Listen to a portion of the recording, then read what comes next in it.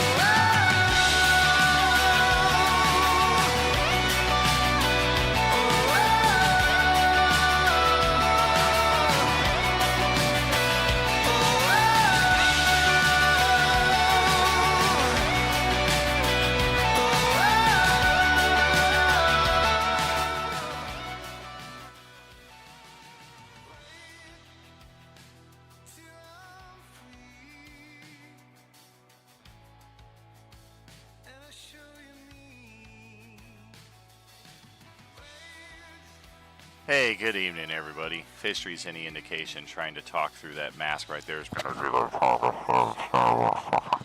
So yeah, we're going to avail ourselves of that difficulty and remove the Voorhees classic.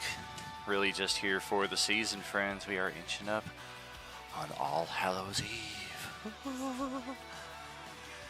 But that's next week. Or this week, if you're here in Nevada with me.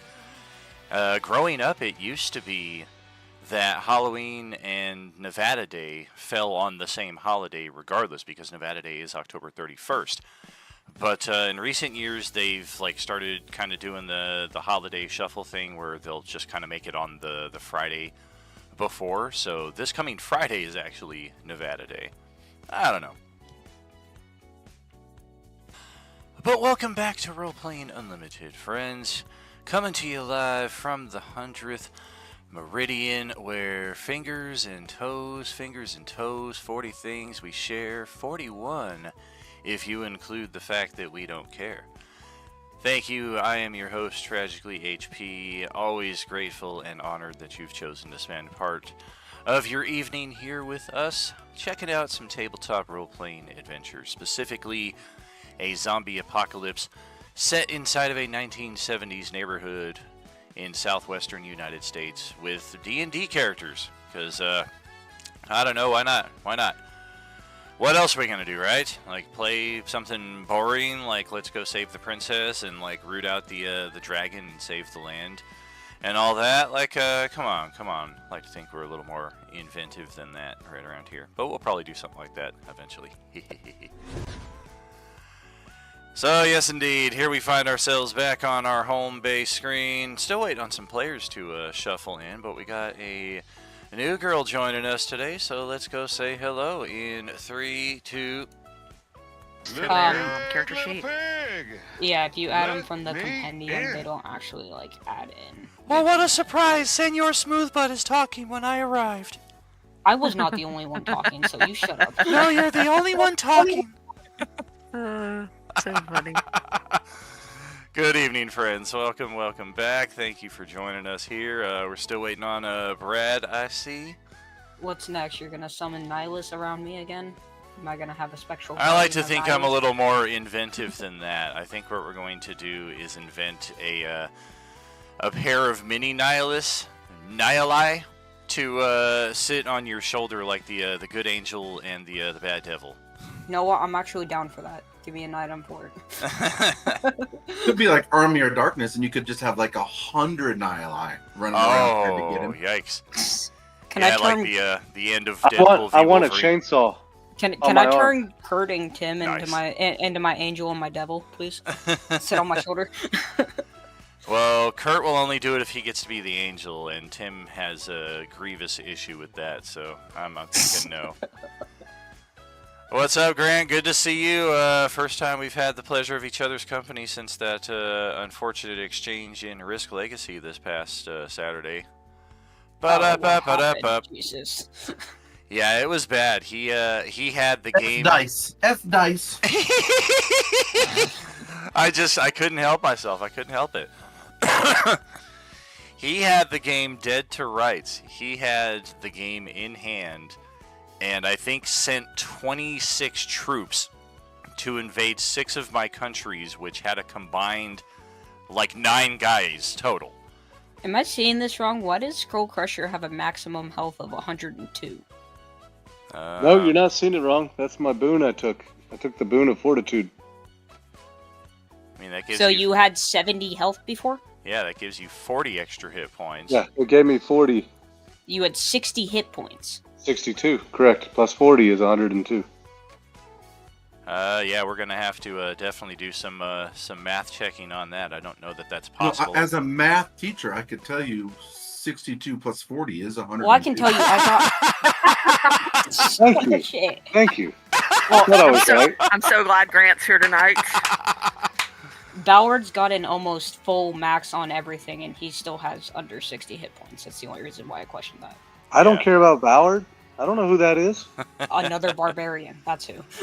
Well, I care because if a second level character group level. Of course, we're individual level 4. Okay. Alright, so I'm already seeing one issue here. Yeah, the Iron Stone of Fortitude has seemingly raised the Constitution to a 22, which is not possible. Con is going to be 20. So that's already 10 hit points. Whew, gone. No, Like, I didn't 9 do 22. I did 20. Reasonable, yeah. Yeah, look at your character sheet. It shows 22 No, with a I can 6. see 22, but that's not what I punched in there yesterday. Yeah, it's weird. It did the same thing with Yeah. Richter when he dragged his agility yeah. Iron Stone. It bumped him Yeah. from a 15 to a 19, so it's like it Yeah, gave no, him a I plus fixed it 4. since then. Yeah. I should have been on an 18, but I don't know why it I have a did question. all that. But, yeah. Hey, who I took can't- away my Iron Stone of Fortitude? Put it back. Alright, so here might be the issue.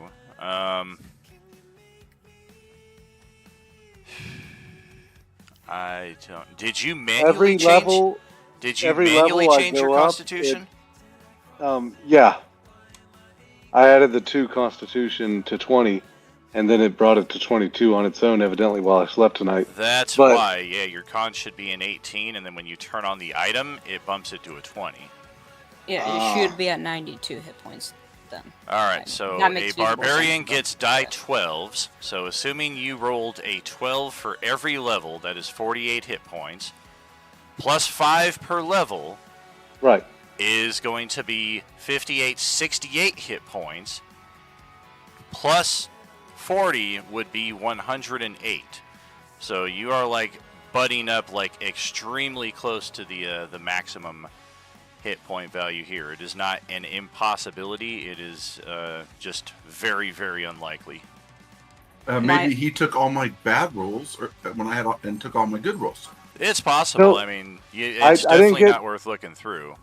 I think I get 7 or 8 each time I level up because I just take the average.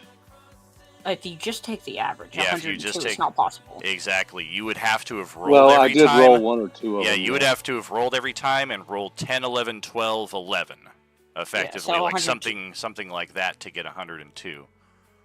I'd say if you took the average, you probably would have had around 80 to like 92, something like that. The high end of the D12 is the 7, so 7 and 4 is 28. Plus, sheesh. Yeah, I don't know. 28 plus 40, we get 68 plus another 20 from con. So yeah, let's adjust that to 88 and 72 accordingly to match up with current values, and that should What the shit? settle us accordingly. They just what? I So you mean, we gotta mark can this stuff spend down. another 20 minutes going through the math of it. It's an obvious falsity. I mean, is there anybody else here that thinks that that's incorrect? Like, there's no possible way to have 102 hit points if you're taking the average. So either we just kind of let that slide and let the hit points get way out of control starting here at level 4, or we Okay. kind of curtail that right now so that it doesn't become a problem in the future levels and everybody else is like, why do I have 50 hit points and he has 190? Well, because I have the special thing that gives me 5 extra hit points every single level, and I took the thing that What? gave me 40 hit What points. are you talking Well, about? that correct. gives you five Well, hit his con is a 20, so he gets automatically 5 hit points every level. Yeah, no, that's Plus the yeah. average is 7, so every level you go up, you get 12 hit points. So we can Yeah. do simple math off of that. 12 multiplied by your level plus the 40 does not give us 102. Oh, okay, there's also that special path I took that gives me extra hit points to the level that I'm at every level. What? Post it. And the first level you get That's- max, so make Tough sure is you give just them 2 the- hit points that. per level. Yeah. Oh, very true. It's not. Yeah. Right, so that's an extra 8.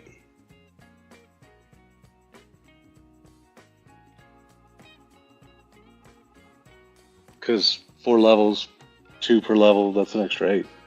Well, that is a You feat said you would 12 have per gotten. level, right, Dan? That's a feat you would have gotten at level 4. I mean, just looking at it right there as you posted it, it was selected at level 4, which is the level okay. you're at right now. So at this point, equal to twice your level when you gain this feat. So it is an extra 8 hit points, but it's not an extra 16 hit points, which may be what was done. Because if we add 8 to this, it's 96. We add another 8, then yeah, we're getting severely close to where we were. No, I didn't do 16. I just did the 8. Well, I mean, it did the 8. Gotcha. And then I did the 40 for taking the Fortitude, and then the extra 2 con for taking the Ion Stone of the Fortitude. Right. Yeah, I think Okay. 96 That looks good. looks about right. Okay, well, all that aside, I think our viewer count just went down to 1 after that insane math nonsense. But welcome back, friends. We do have a adventure in store for you, and not addition subtraction. I do promise you. And welcome Casey to the table for the first time. Are you with us? I think so. Howdy. Thank you for joining us. We promise it's not math 24/7. Yeah, exactly. That was just an extreme deviance that we saw here at the very start that I didn't even catch. If Richter hadn't been talking about it, we would have probably rolled in and then discovered it mid-combat. D&D is always math. You're a deviant, Brad. There's always some degree of math involved in that respect. But It's let's usually not me. yeah, I don't exactly. like math. Exactly. Where is Casey's character here on Roll20? Do we have one? Oh, that sounds like more math. I don't know how to add it. Or Okay. what I am exactly supposed to do. No problem. So let me add a character sheet for you.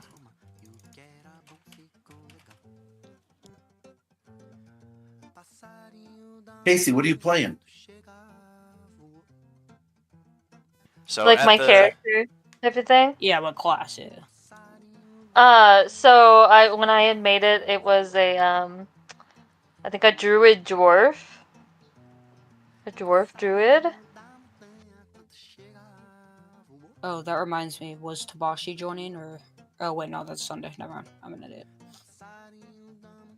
I almost made the same mistake the other day. I invited her to the Sunday morning game, and I was like, wait a minute, Sunday morning and Sunday night are two opposite sides of the coalescence. You I said get druid confused. and it reminded me of Tabashi. That's why. Show. Alright, so the right side of the Roll20 here is the journal, the chat log, settings, etc. The journal is the individual book there, Casey. If you click that, you'll see your name right at the top. Gotcha. I recommend when you click that character sheet to open it up, you select the Use the Charactermancer option. And that will guide you through character creation. It'll show you all the options that we have here. You can select your race, your class. We do use the standard array for attributes, so it's just a matter of picking which number you want to go for which attribute. And then once you've finished with that, you'll see a little red anvil next to your character class once the sheet is finished. Click that to go up to level 2, and it'll essentially do the same thing again. It'll open up the Charactermancer, it'll open up all the options for you to ascend to the next level, and then once you've done that, you're caught up with all of us here, and we will drop you into the game. So I did make a character with a sheet earlier, but do I have to do that in this game? You did it in Roll20? Yes. Okay, What I forget. I think she probably did it under her individual account, like not from a game page. Okay. Yeah. There is a way to. I need to look that up. It's not too hard to import. It's really not. It's not something that I know off the top of my head. Roll20, how to import character. Oh wait, I think I see it. Oh, Okay, I click have the to have you import. enable. Oh, it. alright. Well, let me back out of here. Yeah, I probably didn't copy the preferences over when I made the new game pages. Game settings. Allow players to create their own. Maybe I might have used the wrong thing. Because I did the D&D 5e 2024. Oh, that would be it. Yes, we're still playing 14 until all of the 24 hiccups get ironed out. That's the proper phrase, right? I mean, I'm just gonna call iron it out those hiccup and hiccups? toothless, yeah. Don't be so dramatic. I'm Silkiest the Smooth, but I'm always dramatic. Well, he's finally accepting his true calling. Maybe we can be friends. I've been doing that for the last I 2 love this sessions. so You've been much. fighting me on every damn saving throw. That's a part of that. Oh. No, you guys should Okay. make like a video. A little I don't comedy know, some skit kind back of and forth. yes. I'm down. Okay. Hit me up. We'll stream it. I do apologize, Casey. It does appear the quickest path to character creation will be to craft it here inside of our game page, where I crafted that sheet for you. Hopefully it shouldn't take more than 10-15 minutes or so. It's pretty simple process for level 1. And of course, any questions any of our players here can help you with. Sounds great. Thank you. I want to Thank know you. if Silkbass ever polishes his staff. Oh. Hell no. Wait, we're that kind of a channel now? I just missed a week or two. Yeah, we did move up to TV 14, actually. Like, no joke. By Alright. the way, just a reminder, I don't know if you saw it, Airborne, I took the gold off of your horse, so the horse is actually now rideable without being encumbered. Why would gold make my horse not rideable? Wait. Because Oh, the shit. gold was basically encumbering him. Yeah, it was like He 30,000 gold or He something. Okay. forgot to feed his horse, guys. No. I saw everything on the screen, and then 5 seconds ago it all flipped to black when he loaded the map, and it Yeah, just has the green. Everybody's did. Mine's black too. It's okay, dude. Well, last If night you it was black scroll- the whole damn game. Yeah, if you scroll think it's to the gonna be left, okay. then you can see our characters. Yeah, this is where we are at. You should be able to see a good deal of the underground here around you, but of course that is all solid rock. So theater of the mind in that respect. We do have a door on the central wall to the right.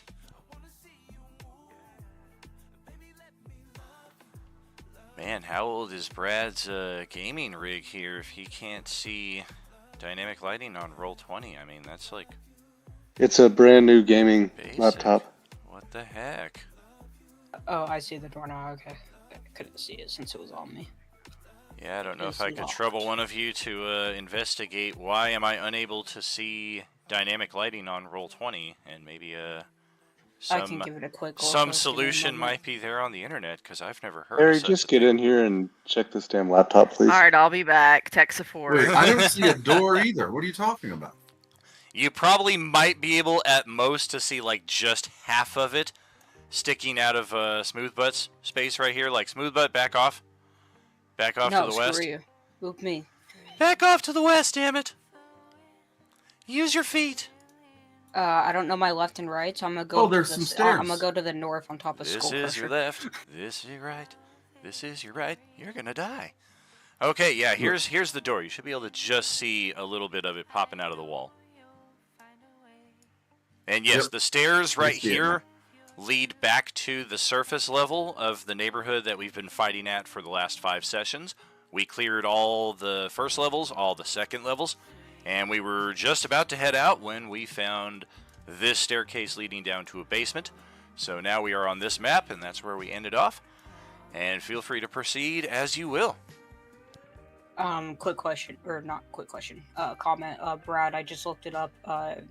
Try checking your settings to see if your computer needs an update. It's what it was telling me to do, at least. For the dynamic lighting. Perfect. Thank you. It's working now. Okay, cool. Oh, that's beautiful. Thank you kindly. Holy moly, the orange enemy XP booster is at 129k already? Yeah, me and Westy have been pouring. I tell you, Thank I you was for debating how to between do it. 250 and 350 on that. I felt 250 was more in keeping, like if I think if I all had 20-something players kind of spread it out. But I think I had like 30 or 40K into Whew. it, so. yeah, we've got a few people sitting on like a couple $100,000 in Beskars, so they can definitely catch up for some of our newer members who are still sitting at like 3,000 or less and catching every stream. All right, I'm back. I got All him right. rolling. You are wonderful. Who's opening the door?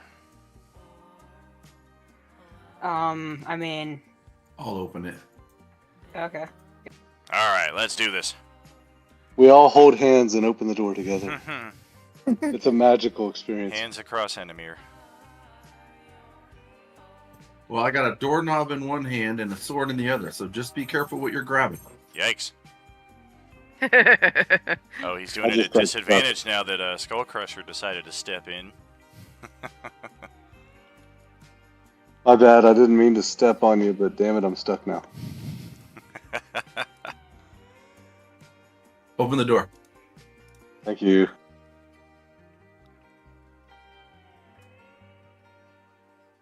Is it locked or something, or is somebody not? Oh my doing gosh, something? y'all! Just open the door. I see memes about this very thing. Like it I'm took our pushing group so 90 minutes to open an unlocked non-magical door. It's locked. It's It's locked. locked. Okay. I keep opening it and it Alright. just wiggles. Zara, unlock it. I have high health, not high intelligence. You, I'm stuck by a door. who has a passive perception of 12 or better? I have 16. I have 12. Oh, start messing around with the door there on the thieves' tools. Zara's gonna have to get up next to the door if she's gonna do that.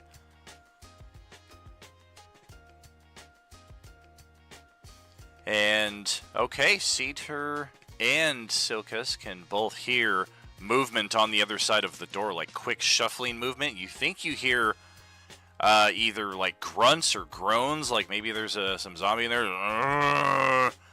And as Zara is messing with the thieves' tools, the lock is forcibly turned from the other side.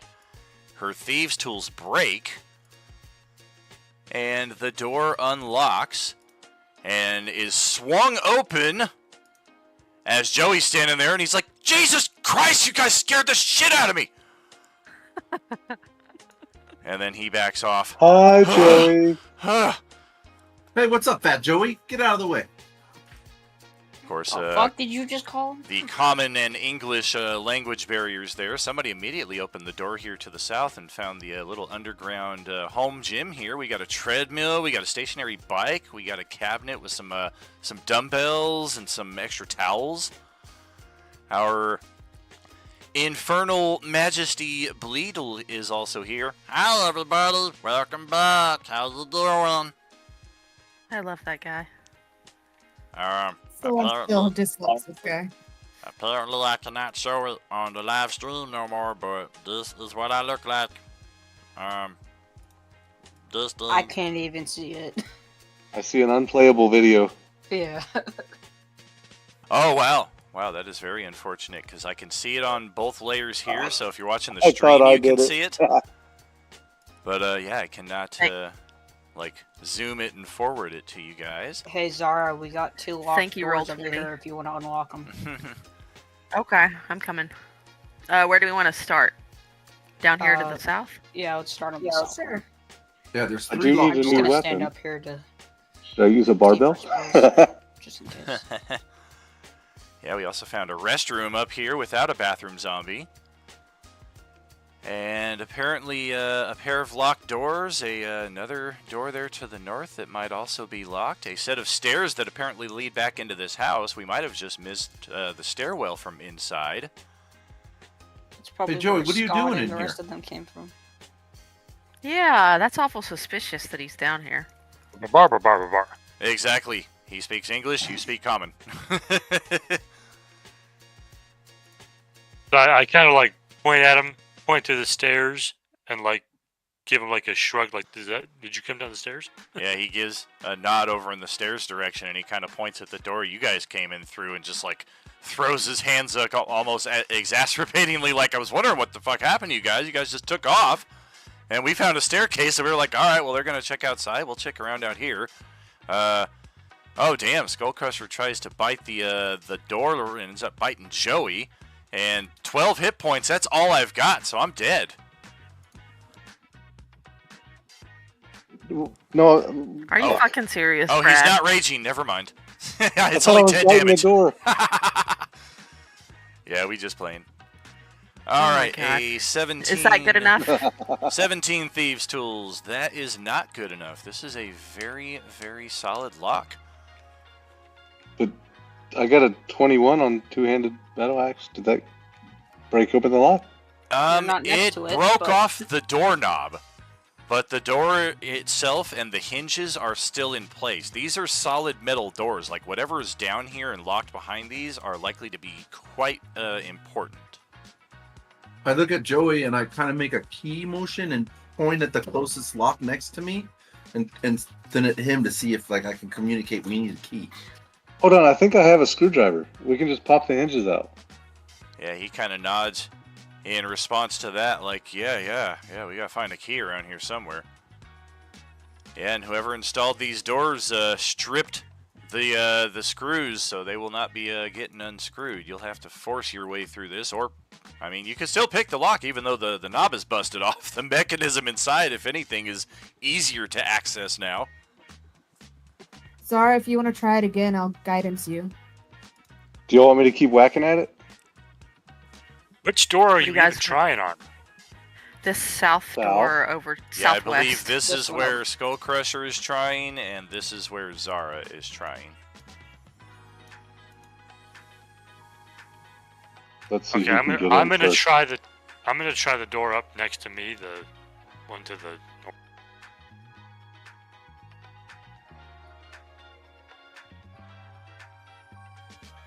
Okay, and Zara's gonna try the door again with her thieves' tools. Fair enough. I failed at biting it again. I'm trying. Zara, add a D4 to that. Yes, what Kimberly said. J-Man pops this one open on the first try. And you can open that up, and oh damn, look at this. Hey, look at that. There's a key sitting right on the table right to the Oh, right. there's a gun! And another gun! Yeah, there's a rifle, Well, that's there's exciting. a handgun, there's 2 pairs of tactical body vests, there's 2 I'll cases toss- of ammunition. Yeah, I kind of know what most of this stuff is. I will toss the key over to Joey, and just kind of nod towards the other guys. I'm next to the door. Yeah, Joey is pretty excited about that. He'll pass the key over to Skullcrusher, who's been trying to get through this, and he kind of shrugs though, because he points at the missing doorknob, and he's like, "How you gonna open it now, genius?" So he kind of steps over here and he lobs the key over in Zara's direction, and it kind of beans you in the side of the head just as you're unlocking the door with the thief's tools. That sounds accurate. So we have one door that's locked, but the door is busted, so the key is of no use, and the 2 doors that we could have used for it are now opened by thieves' tools. And looky what we have here. This is an artificer's dream. If you're in here and you're a fan of crafting, just components upon components. Like, this is a definite workshop. You've got some specialized screwdrivers, some special gears, some very, very nice computer boards down there as well. Some bedrolls that could be quite useful if you find yourself sleeping outside on a cold evening. And I'm house ruling this for artificers only. You will not find stashes like this very often, and each of them will have a corresponding value. Artificers, of course, can kind of change out their crafted magical items between long rests. With this, it's going to be part of our permanent magic item crafting system. So Galric, as our resident artificer, will be able to snatch these components up and craft any uncommon magical item with them. most of which, or many of which I should say, are do not require attunement. And we can increase your own gear with that. You can give something to another party member with that. Because these are mechanics and pieces, just like your long rest items, you can also disassemble these and repurpose them into other uncommon items as the need befits. Okay, well, the question then is, because my infusions thing, which allows me to make magic items, is like a certain number per day. What's the limit on this? Correct. This is just one uncommon magic item per day. Okay, so with this stuff I can make one item that anybody can use. Exactly, and it wouldn't count against Okay. your infusions. Okay. And then the bedrolls, of course, anybody can make use of if you wish. And yeah, I think we're going to need to pick this other small lock over here. Oh, she got stuck behind Please. Joey. Oh, sorry, little lady. Yeah, pick this lock. I just got a really good hit on it, but I don't think it did anything. 20 for another 9 points of damage. Yeah, you just gouged a solid cleave in there, and through the little hole that you're able to make out, looks like there are some crates inside of this room. Ooh, a smashing room.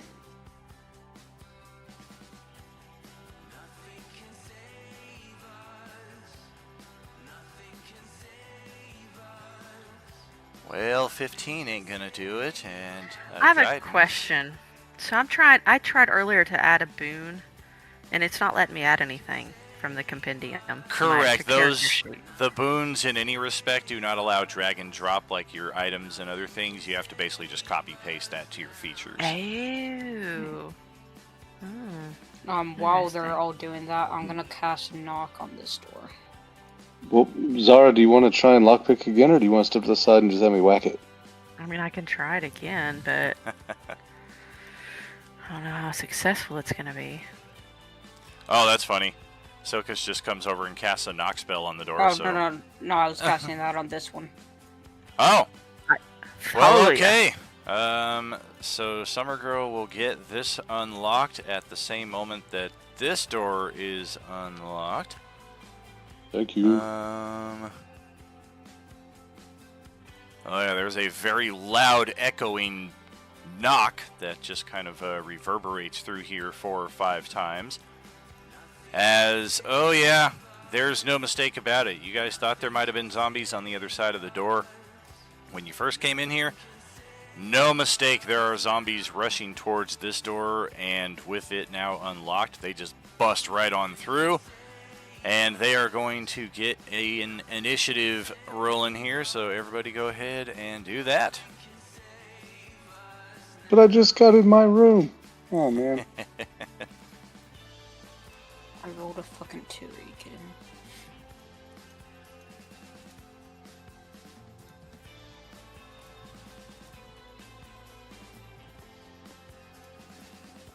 Okay. I think I have a default of 6 for my initiative, because it's always 6. Don't worry, I'm like only above you because I have a better dex, and that's it.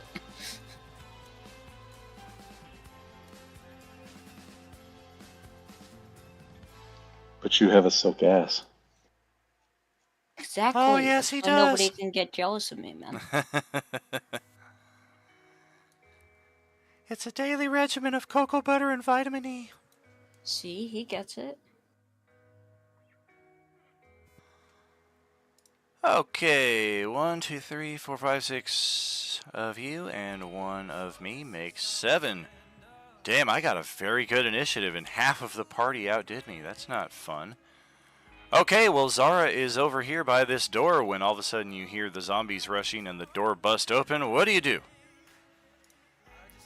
Is it my door that busts open, or is it another door? It's this one right over here. Okay, well, I'm gonna move so I can see what's going on. Okay, so I see this guy here, Yep. and I'm gonna go after him. Yeah.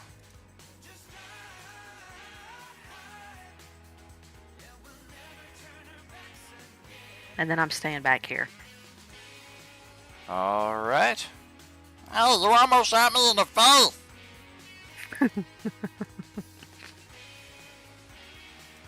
Well, it's time for everybody's spiciest character, Garlic. God damn it! I'm gonna take the spell staircase to get out of here. I hope some of you guys grab those guns so you can use them. We really didn't. I mean, Joey was just starting to look through there. Scott has only just been made aware of it, and now all this happened. I'm gonna, since Scott's like right in front of me, I'm gonna just point at him and point towards the room with the gun because I know he seems to use those. I'll just point him that way, like go that way. Then I'm gonna move up since I'm well armored, and I'm gonna get over here.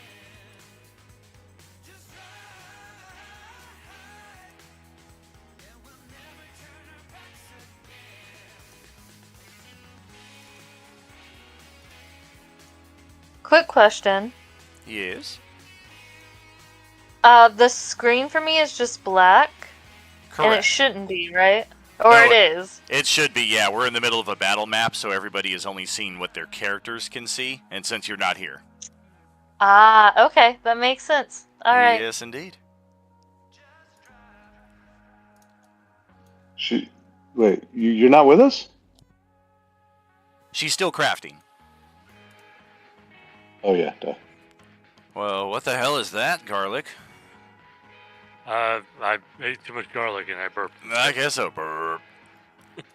So yeah, I move up, shield up, take the blast, and just kind of not aiming right like when you first try a first-person shooter game. Like, how the fuck do I work this controller?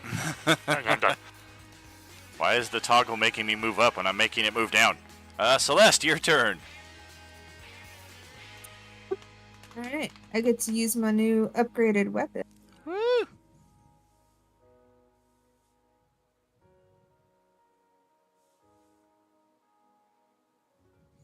Nice. And that +1 makes the difference. Otherwise, that's a miss by 1. Offhand with the dagger, that is a miss by a few. If you want to start going through the inspiration hero points now or later. I'll hold on to it. Okay.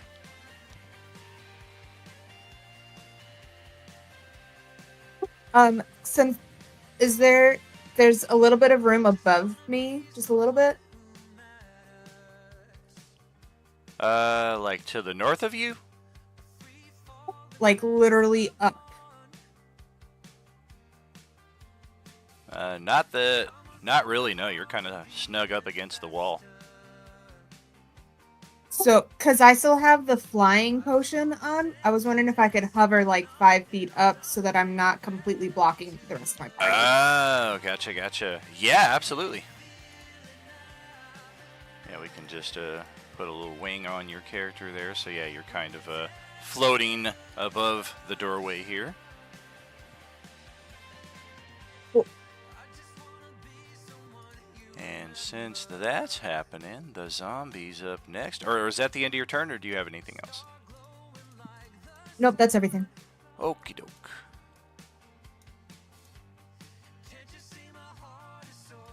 I guess we will shimmy under the elf here.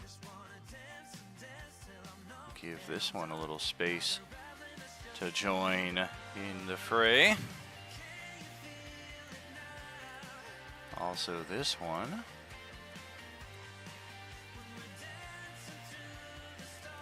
No, it ain't a rumble without me.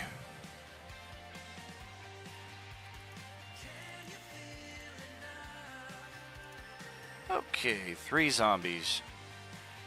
3 targets.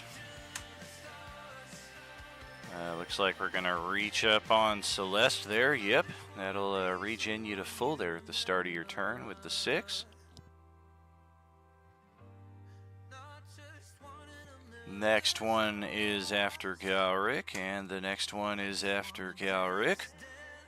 And the one in the back is going after Senor Smoothbutt. Alright.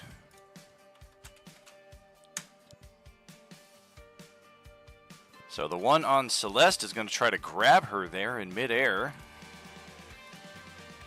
That is a miss by 1. The one underneath Celeste is going to try a strike on Galric.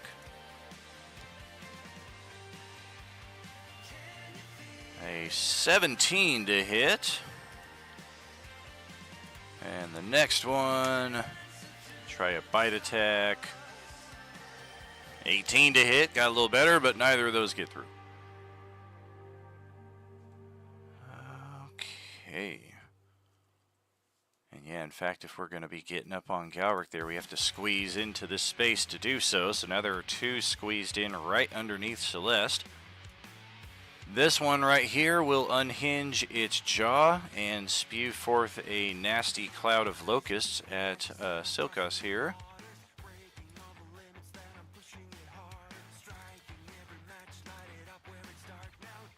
What do I roll for the save DC?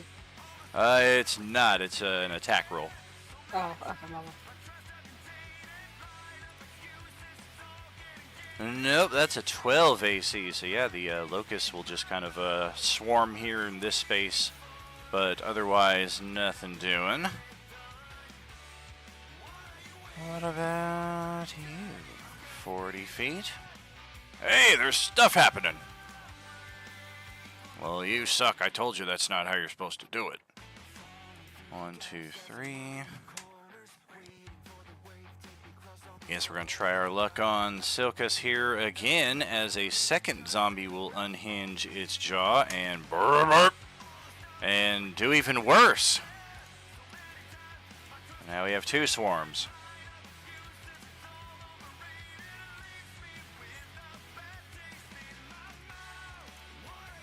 A third zombie approaches from down the tunnel. How many of them are back there? Somebody close the door. I guess on a 1, we're going to go after Celeste this time, and wouldn't you know it, another cloud of wasps. Oh, damn! This one would have gotten Silkus had we still been targeting him. A 21 to hit, and it is 20 piercing damage as the swarm just gets all up around her and sting, sting, sting, sting, sting, sting, sting. And I got that boon, so it goes down to 10, right? You took the resilience? Absolutely. Yes, absolutely. Yep. That is exactly how that works. And I got another zombie coming down the hall. We're not really able to interact here. 10, 20, 30. Nope, we don't have anybody in range. Alright, let's pass it over to Cedar. Don't forget your 3-point regeneration at the start of your turn for the T3 supporter there, and then go ahead.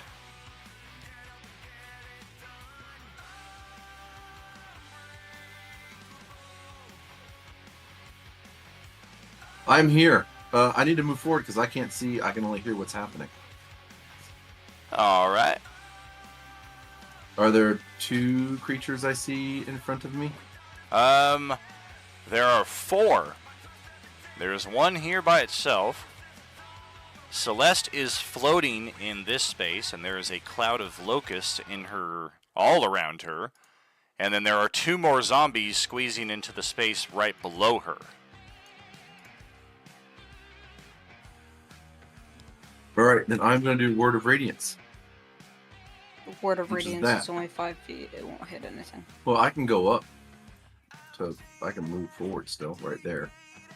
If you're able to squeeze into one of our spaces, yes. Could I squeeze on the stairs right here?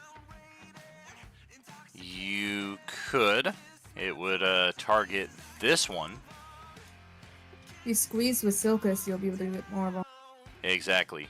You'll be at disadvantage on attacks. Attacks will have advantage to hit you, but you can squeeze into Richter's space there, and you would be able to get all of them. I will say you can do that since I'm going to be leading this space on my turn. So. Alright, then I will squeeze in there with him. I don't want to stand on him because then you can't move, but I'll be there. and then I will cast Word of Radiance. So they all need to make a con save. If not, they take 1d6 damage. All right. I was trying to move at half space there. Well, let's try 1, 2, 3, and the swarm. Okay, Zombie 1 and Zombie 2 are all good. Zombie 3 and the swarm, not so much. The swarm, as we have discovered, literal glass cannons. They can deal like 20 plus points of damage, but they only have 1 hit point. So you kill that one. And then this zombie that I just brought up to the front is going to take... roll the damage. Let's see how much we're taking.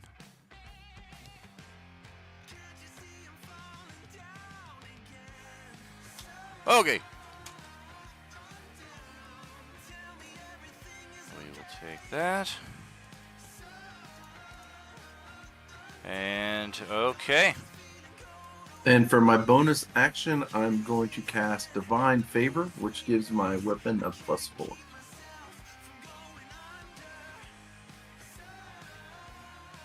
Extra die for Radiant, okay.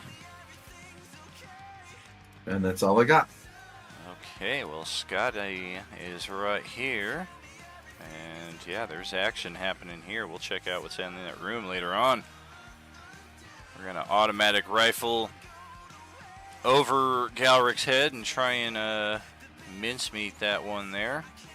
Or just pepper the side of the stairwell and actually kind of put a couple of rounds into Galric's armor as well. Sorry! Hey! Fuck! Come on! I'm short. You should be able to get over me. And then Joey. Yes, go over there. They need you. Says His Majesty Bleedle. The hell am I supposed to do here? Oh, okay. I'll just kind of squeeze behind this badass. And I will loose flank clock this thing with Marcel. Not Lucille. And because of the loose flank, that is a good hit. And that will pass it over to... Oh boy, what are we going to do now? Would I be able to squeeze my way into there, or no? Just by moving, would I be able to or no? You would. You would provoke the AOOs from the 2 squeezing zombies beneath Celeste. Ooh, that is correct. You know what? I will go ahead and do that. I want to save my spell slots for now.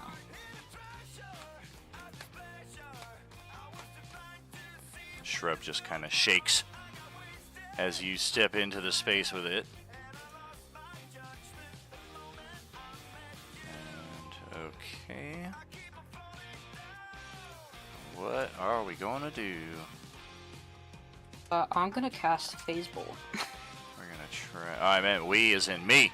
Oh, for our okay. attacks of opportunity, My but bad. we'll get to you eventually. My bad. Damn, yeah, I guess we're gonna... Oh, wait. Oh, but because we've got the, Okay, wait a minute. You're leaving that space, going to that one. So yeah, we are at disadvantage. That is not a natural 20. And then the next attack is a wild miss as well, so yes. Okay. Zot. Okay. Well, that's just going to incinerate the swarms, even if they make the save. That's going to be dexterity saving throws for them. DC 1, 18 is correct. 2 of them will be at disadvantage. We'll do theirs first. One of them made it with disadvantage, got a 22. And the one in the back, way over here, also made it save.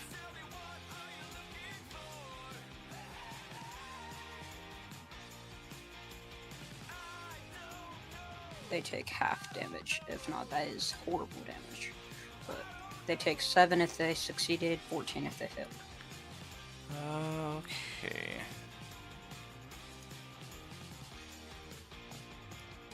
Pardon me, Celeste. I'm just going to scoot you out of the way here. 14 is...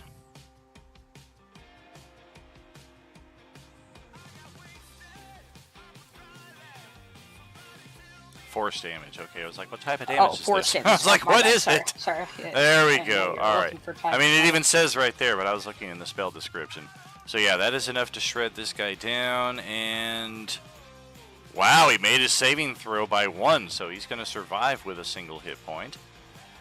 One of them that was squeezing made the save, the other one did not, so that guy will take 14. And then we can put Celeste back where she goes. And the guy in the back made his save, so we'll take 7. Okay. Or what about these two? Alright. I guess that will take this guy out of range then. It's a 5-foot wide spear. I should probably be able to hit all of them. Yeah, that is true. I did open up the precedent of between space effects like that, so yeah, okay.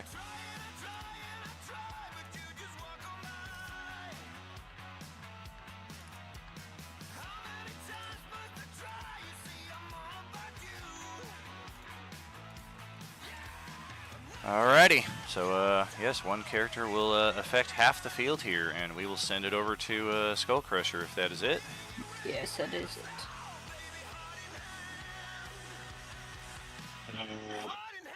I'm right here, next to the door, so I need to step in and see just what's here as I'm on my way.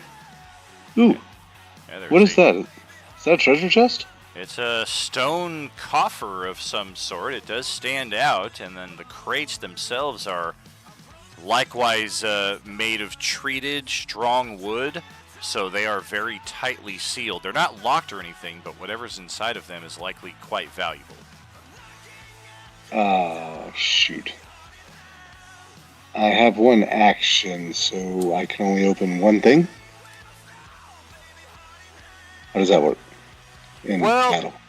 You get one free object interaction per turn, so you can open one of these things for free, and then if you wanted to open more, then we start talking actions. Yeah, I want to open the stone thing just to see if it's anything to help us in the fight before I run over there. Well, there's some stuff in there. Was that a pizza? Easily pop the lid open. Well, if it is, it's made of diamonds, rubies, gems, and other assorted golden coins. It's like a legit, like a buried treasure from like the Old West sitting down here. That doesn't help us. Okay, I'll pop open one of these boxes here beside me just to see if there's any weapons to help me in battle, and then I'll head on over. All right. And it's a shitload of more gold coins. I have the worst luck. Alright. 5, 10, 15.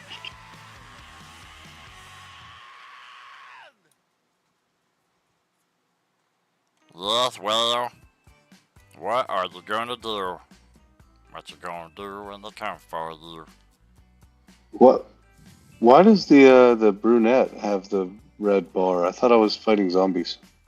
She is floating above 2 zombies in that space. You can just kind of see her health bar right here. And then the red health bars behind it are the 2 zombies that are underneath her. You should be able to like just kind of see their borders of their tokens. Gotcha. Well, I'm gonna rage. I guess as my bonus, or my thingy, and then I guess that's my turn.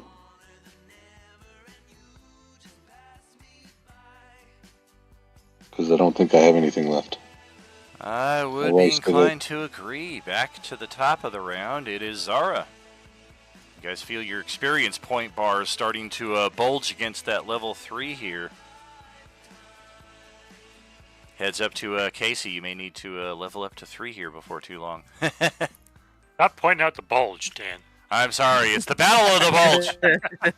I thought we changed our rating, man. Come on now. That's funny. So she can see this zombie right here, right? Oh, absolutely. Get a good. Okay, cool. Get advantage, so she's as a matter of gonna. fact. Oh, I can get advantage, so I don't even need to use that then. Yeah, they're squeezing. Okay, so. One of them injured, one of them at full. Well, shit. Jeez. My rolls suck tonight. That is not good. Yeah, even with advantage, you're 3 shy. Yeah, okay. That's it for me. Okay, I was Oh. gonna use a hero point on it. I still have Ooh. 9, and we're almost done with the month. I'll take it. Thank you. Hey, cool. Well, okay, we'll take 14. And yeah, its hit point bar is depleting very quickly.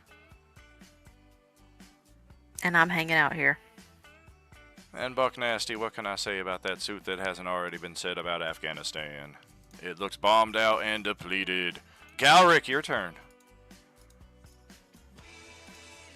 I'll try to finish off this guy who remains standing from the last attack. I'll hit him with a shotgun grasp. Okay.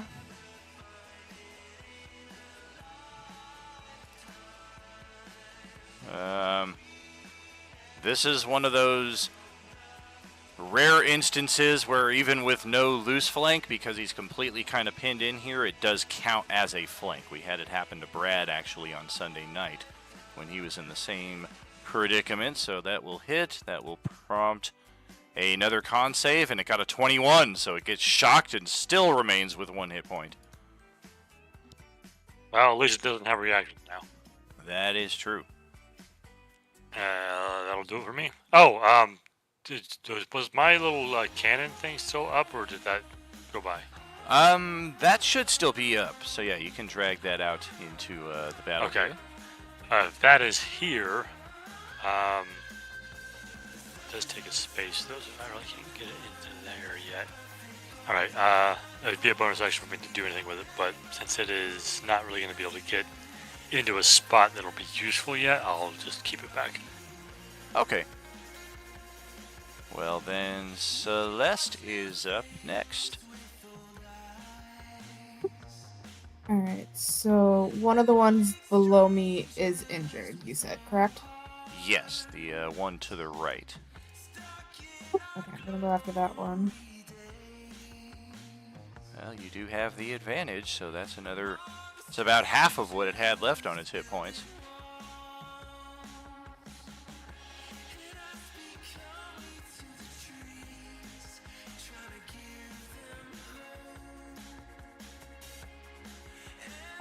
And then can I reach down and close the door?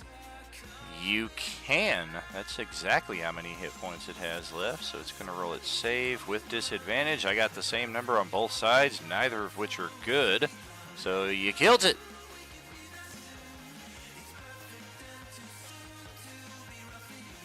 And then, yeah, if you're able to, I can't even get my hands on this door. There we go.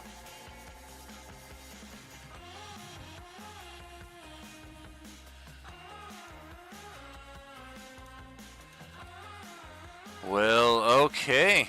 The zombies are up next, and the one with one is going to take its turn first. 1, 2, 3. I think I'm going to go after Silkus here, and yes, that is correct.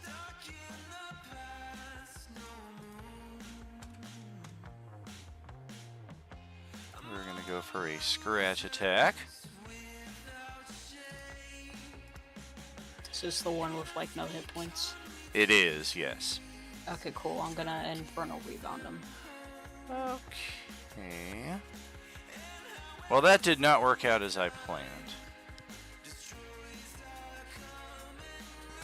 I rolled a 1d1 and intentionally targeted Silkus because I wanted to demonstrate the ability of our little shrub friend here.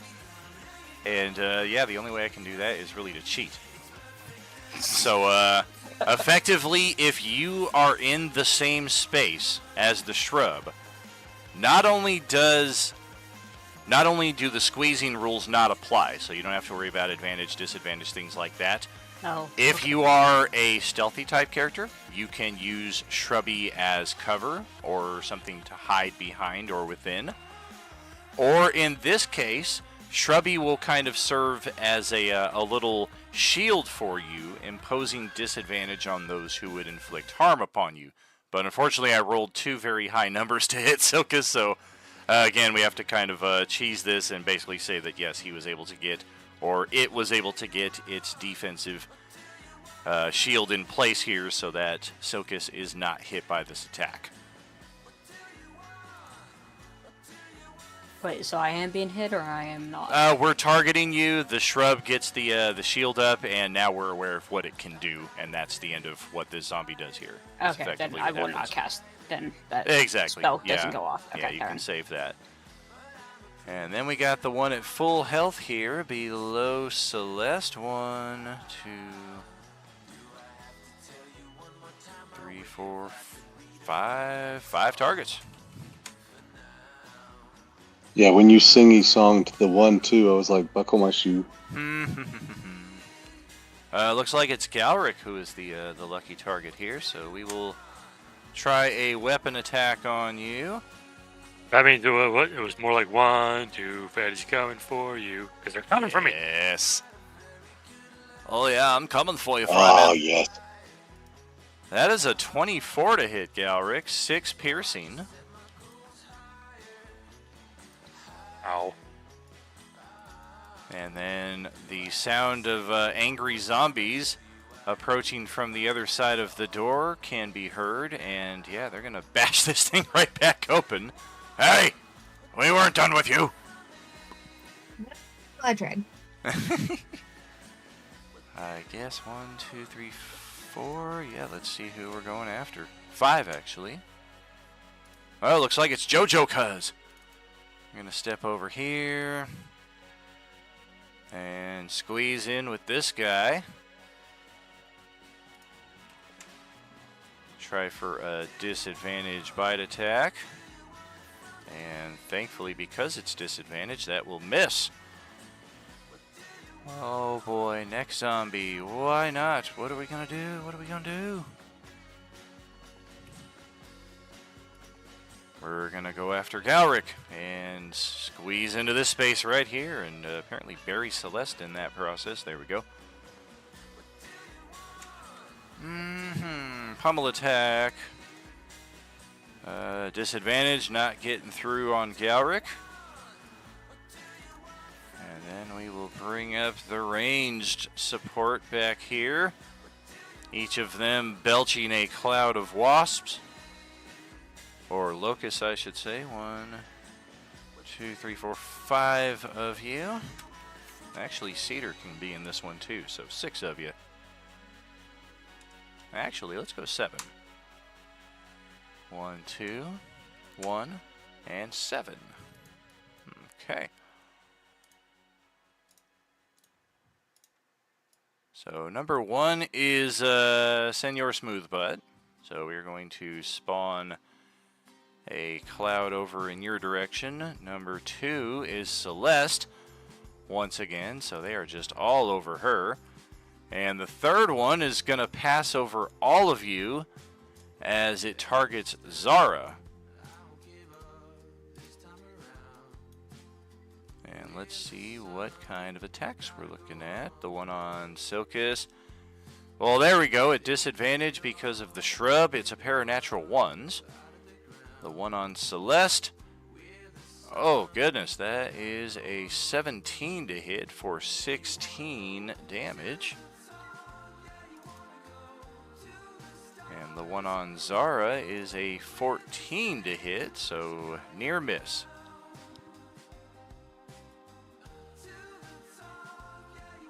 Okay, Cedar, over to you. All right. I'm actually here still, correct? Correct. Am I able to slide into the hallway here?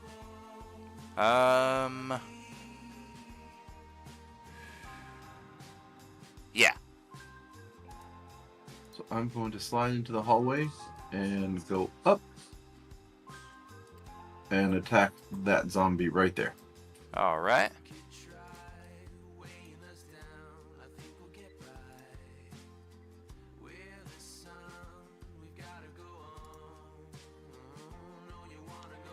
Natural 20.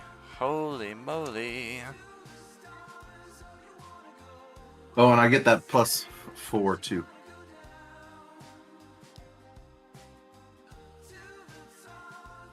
Say again? I get that +1 from the favor. The divine favor, 1d4 to the damage. Yeah, I need to figure out. I gotta add that. Oh, yeah. Yeah, go ahead, roll it up.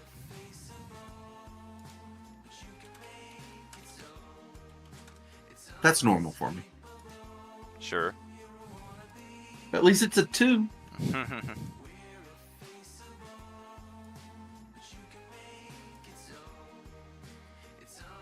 Actually, since you crit, you get that twice. Yeah, it would be 2d4. Better not be another 1.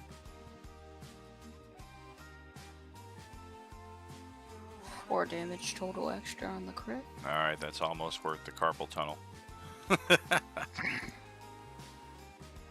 Alright, anything else there for Cedar?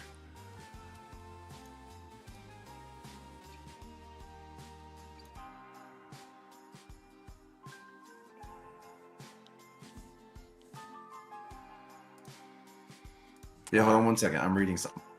Alright. I'm going to Hunter's Mark as my bonus action, that zombie.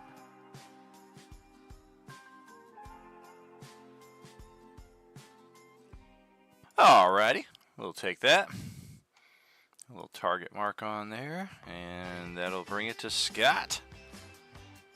Man, that is just all kinds of nasty. Days like this, I could use a good grenade. Well, I'd blow everybody else up too. I was gonna blast him again, then Cedar stepped Might in the not way, be so. such a bad thing.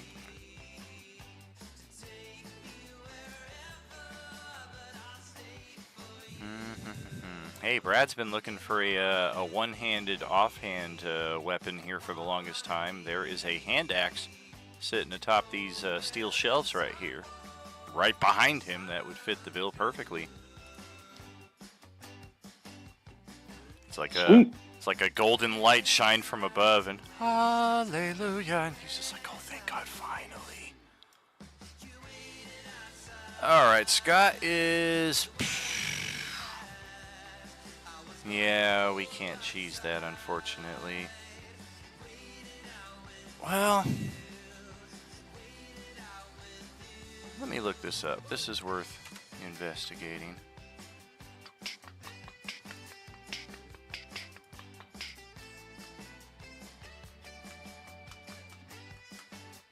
Okay, yeah, it is a cube, so it would hit Celeste. Yeah, we're not going to do that. Otherwise, I was going to open fire on this 2 sections of the 10 by 10 foot, just blast all 4 zombies, but yeah, we don't want to clip her in that. That's not good. We'll just aim individual at the one that has 1 hit point left and hope the force is with us. Hey, that's a good shot.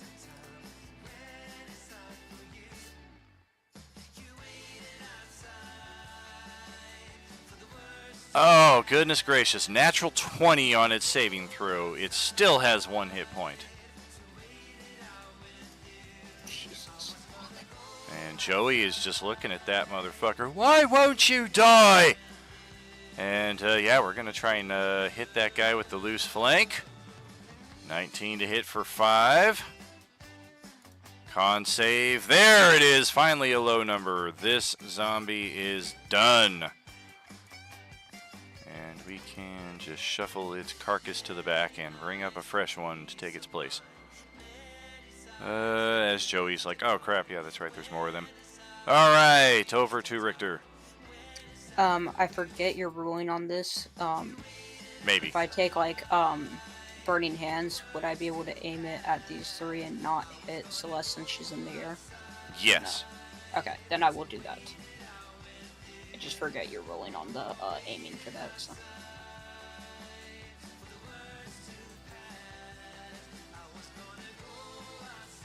Oh, damn. Dexterity, I believe it. I'd say if you're aiming it like mostly down towards the floor, then it's mostly aimed right at them. Like towards the floor and towards the wall. Oh yeah, no, I'm only trying to hit these 3 in the front. Yeah. I would assume so. Yeah. What is this? Dex? Okay, 1, 2, 3. Wow. Alright, well, number 1 failed by 1, and the other 2 made it despite being squeezed in with disadvantage. 20. And that's that. 5 on half, I believe. Yep. Take 5. And we'll take 5. Okay, got it. And that will be my turn.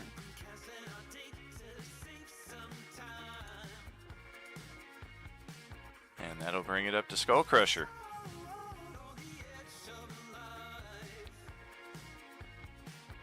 So am I able to grab the weapon within reach of me and use it as an action, or would grabbing it be the action? Yes to the first. You get your free object, pick it up, and then you can use it as a bonus action in your offhand.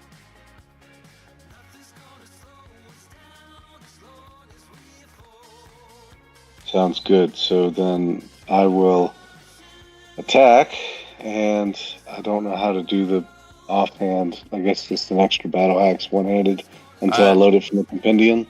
It would be a hand axe, so I think it does less damage, but yeah, you can. 1d6, yeah. You should be able to drag a hand axe right from the compendium to your character sheet.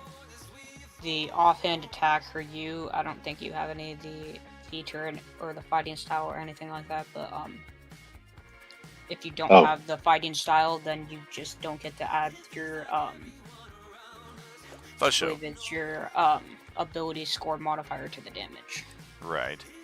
And who you also, hitting? you would have to use the one-handed, not the two-handed battle axe. The bad guy in front of me. Oh, that is true. Yeah. You'd need to use the one-handed version if you're going to throw a hand axe in the opposite hand. Yeah, I couldn't figure that out, so I just did the two-hand. Oh, gotcha. Yeah, I was going to say we can Yeah, just the kinda one-handed manually... difference is a 1d8 instead of 1d. I was curious now that we're TV14 or whatever, and I can ask this question. I have the bite as a bonus melee, and it turns my teeth into dragon teeth. It doesn't say I have to swallow. I can spit. My know. God. Are we still talking about this? Oh, like, So, yeah, so there's... that means I wouldn't contract the zombie virus, or still? my ruling stands. He didn't swallow. I mean, Also, I figure if I it's just an realized that issue looked of spit or like swallow. We lost Yeah. a new person out of the Discord. There's a shot that you could do called a spit or swallow. It's got a cherry buried in it, so when you drink it real quick, you either spit it or swallow it. Oh, goodness. But yes, there's really no way to put this zombie in any way into your mouth and not risk having something nasty happen. And Got it. did you really think that you were going to say that at any point? Yeah. Hey, I've been waiting. I've been waiting until my turn to ask I was that talking question. about Daniel Oh, putting a zombie in your mouth. Exactly. delicious. No, but that's my turn. Alrighty. So, Skull Crusher over to Zara, top of another round. Alright, she's going to go after the swarm here with her rapier. I did deal the 15 points of damage though, right? Because I didn't see the thing go down. I just wanted to check. Oh, my bad. I was like, well, which one in front of you? Because there's a swarm, and then there's zombie 1, 2, The swarm. and 3. Yeah, the swarm. I don't like anything near me, so I'm going after the swarm. Well, I was answering Brad. Never mind. I'll go with her answer. That's fine. If Okay, the swarm's so in front of me, we'll kill both of the swarms here since you both hit. Yeah, they only have the 1 HP. Get that off of Celeste. And okay, anything else with Zara's turn? That is it for me. Over to Galric. Alright, since Cedar was able to squeeze into the hallway, I'm pretty sure my little cannon can too. It's a small size. Stands to reason. Alright, so I will use my bonus action to move and take an attack. It is set to the flamethrower setting, so it's basically like a burning hands effect. Well, alright. And based on I was going to say based on the way it's facing, it's coming out of the backside.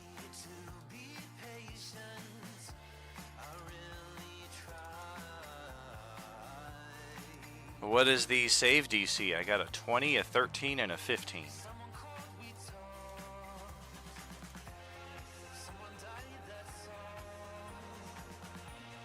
Sorry, I did not build the attack block for this yet, so... Oh, gotcha. Sounds like a gardening break for me then. I'll be back in 15 seconds or so, friends. Woo!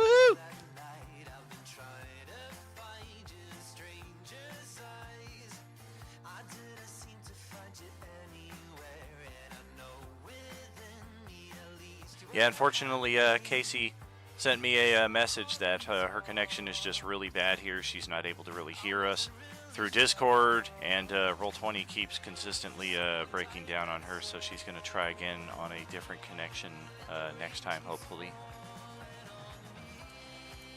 That stinks, but hopefully we'll see her next time. Here's hoping. DC is 13. Alright, so the one that hasn't taken any damage is the one who failed to save, so we'll take full. Okay.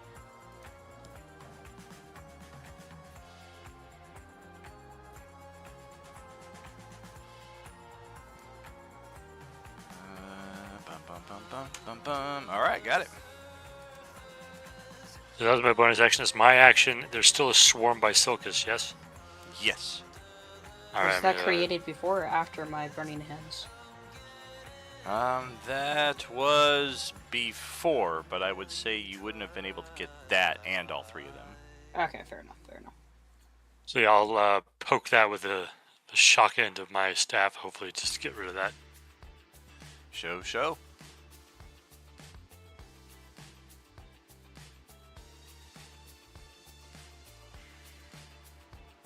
Well, unfortunately, its AC is a little better than that.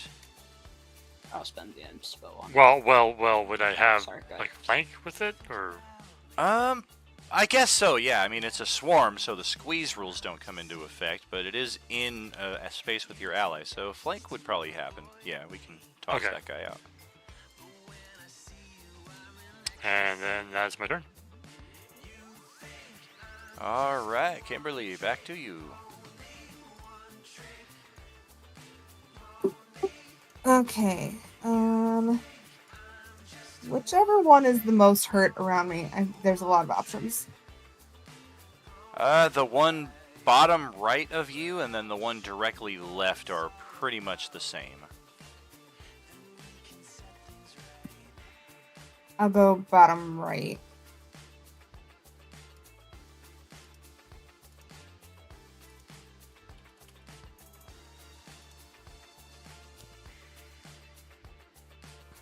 Wow. 2 for 2. 12 plus 6, 18. Okay. Not much health left after that. Its health bar pretty much just got lost behind its ally right there.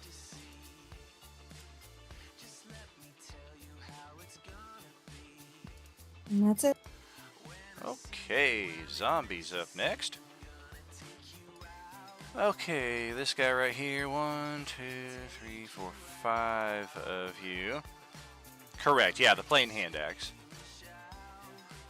Looks like Skull Crusher is the lucky target here, and we're going to go for a pummel attack. Oof, 28 to hit. I'm sorry, 22 to hit for 8 bludgeoning. He couldn't possibly hit a 28 AC. And then I don't think Brad got his regeneration last turn. He started with 93 of 96, so he should be at 96. No, I started with 86. I took that. Oh, okay. My bad. So, yeah. Wait, well, I've had 2 turns. I only did the regen once. Okay. Gotcha. Sorry. So, yeah, you should be at 96 now before you take the 8. And then squeezing zombie 1. We've got 1, 2, 3. I get 5 targets. Okay, it looks like we're going to transfer the squeeze over to this guy and go after Senor Smoothbutt. And try a scratch attack at double disadvantage effectively. Oh, that's a miss, but only by 1. And then the one under Celeste, 4 targets.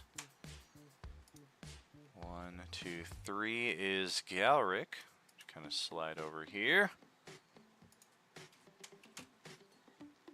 Grapple attack. No squeezing anymore, but that is woefully short of its target. So now to the 3 in the passage with Cedar over here. That passage just seems to go and go and go. Electrical cords strung up all along the walls, though. Whoever built this place put some love and a lot of money into it.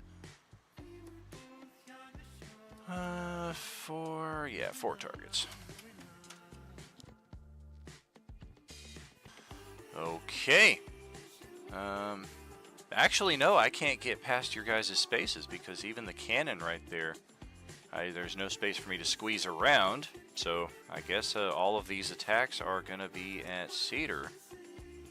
I don't know if they would have cared to attack the cannon, but it does have an armor class and hit points. Yeah, it's not. It has no flesh to munch on, so they will ignore it entirely. Just like the tree ant on Monday night, which is good and bad. The thing's got like 130 hit points. It's like, come on and hit me! Bite attack on Cedar. That's a 12. A weapon attack. A 14. Nope. Miss. And then I guess we could potentially attack... Nope, we're still going to attack Cedar. But this one is going to belch a swarm in your direction, which will basically kind of get you on the other side. And yeah, these actually have been treated as independent creatures for terms of flank. So that will apply in this case. I guess I'll use the natural one on the right since I rolled 2 of them. And yeah, that'll miss completely. Grant's getting his karma back here after that fiasco on frickin' Saturday. And that'll pass it to your turn. Go right ahead. All right, I'm going to keep attacking the guy directly in front of me. All right, just a reminder, the swarms have 1 hit point and can deal a lot of damage. So if you've got the potential to do like an offhand for a little tiny bit of something. I can do Word of Radiance again. Yeah, you could. You'll hit all 3 of these things. Yep, I'll hit all 3. What kind of save was that? Con. Con. Okay. 1, 2, 3. They all failed. There goes the swarm.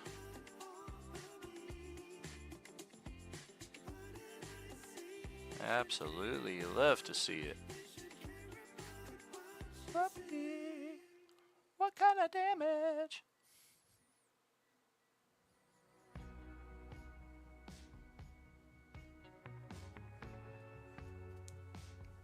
This is the most anticipated D6 in the history of 2024 5e. Where's the drum roll? I'll find the sound. I'll find the sound effect for the drum roll. What are we waiting for? Grant to roll the 1d6. For what? For the word of Radiance. You want me to roll it for the other one too? Oh no, they'll both just take the 4. We'll do that, and we'll do that, and then the swarm, of course, is just obliterated. And yeah, that's your action. You got a bonus action or passing the torch? I'm passing the torch. Okay, Scott.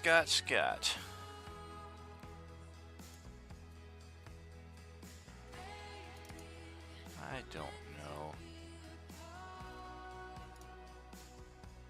Scotty Yeah. doesn't know. He really doesn't. We're going to try and blast the one underneath Celestiana. That one looks like it's pretty weakened at this point. That's a different character.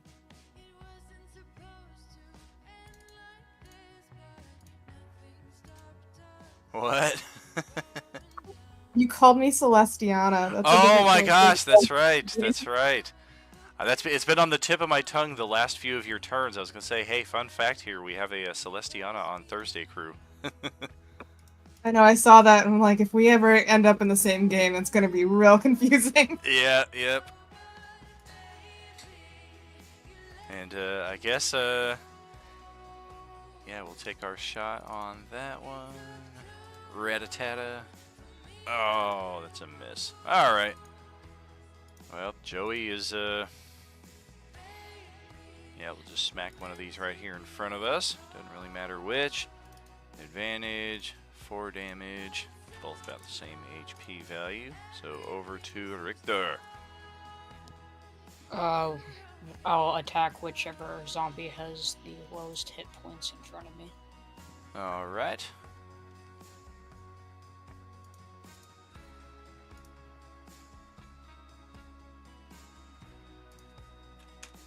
We'll And take then it. I'll go in for a bonus action to hit him with my knife. I'll go Nice. ahead and spend the inspell on that. Oh yeah, Celestiana's got your back with the flank there. Oh damn it, I did it again. Yep. Ba-da-ba-ba-da-ba. That is the end of my turn. All right. It's like a month ago when I kept calling Skull Crusher Arm Ripper. I said it once and then it stuck like for the next hour and a half. Go ahead, Brad. I answered everything.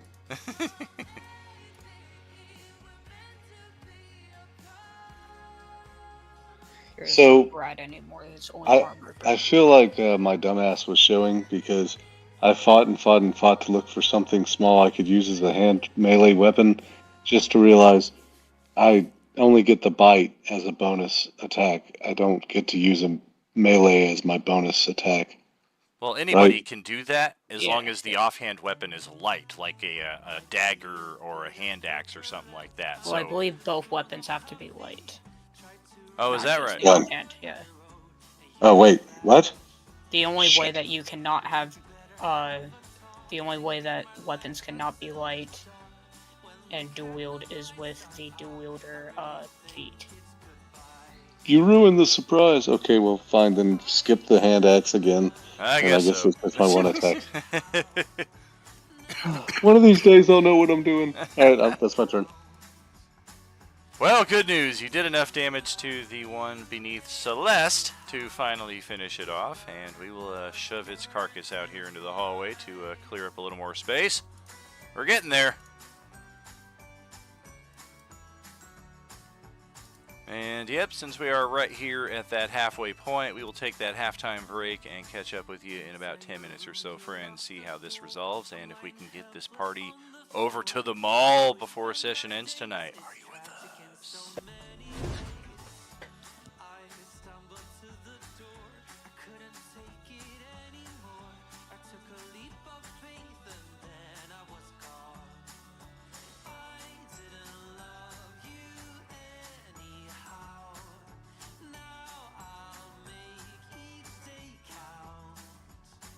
Well, guys, I found a whole room full of golden gems. Y'all are welcome to go help yourselves into that when we get out of this zombie shit.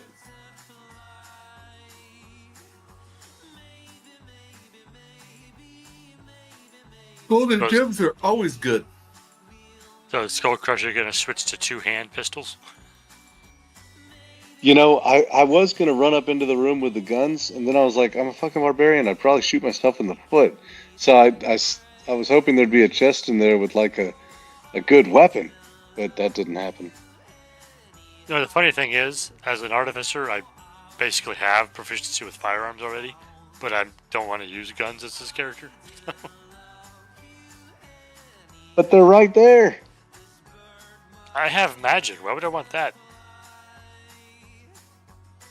Well, okay, if the magic is more damaging than the bullets, then yeah, I get it. It can be. Well, someone needs to go and get the guns, and someone needs to go and get the gold. I mean, I guess I could get a gun. It could be a distance weapon for me, but I didn't want to jump in if someone else could actually, use it for their distance style. I guess it If will you know- depend on. I guess it will depend on how well we can use them. If you know how to use them, you could train us how to use them, correct? Yeah. That's a good idea. So could the modern guys too. And Terry's a distant fighter. I know that. She could probably use one of the guns. Unless her little fairy body would just get knocked over when she pulls the trigger.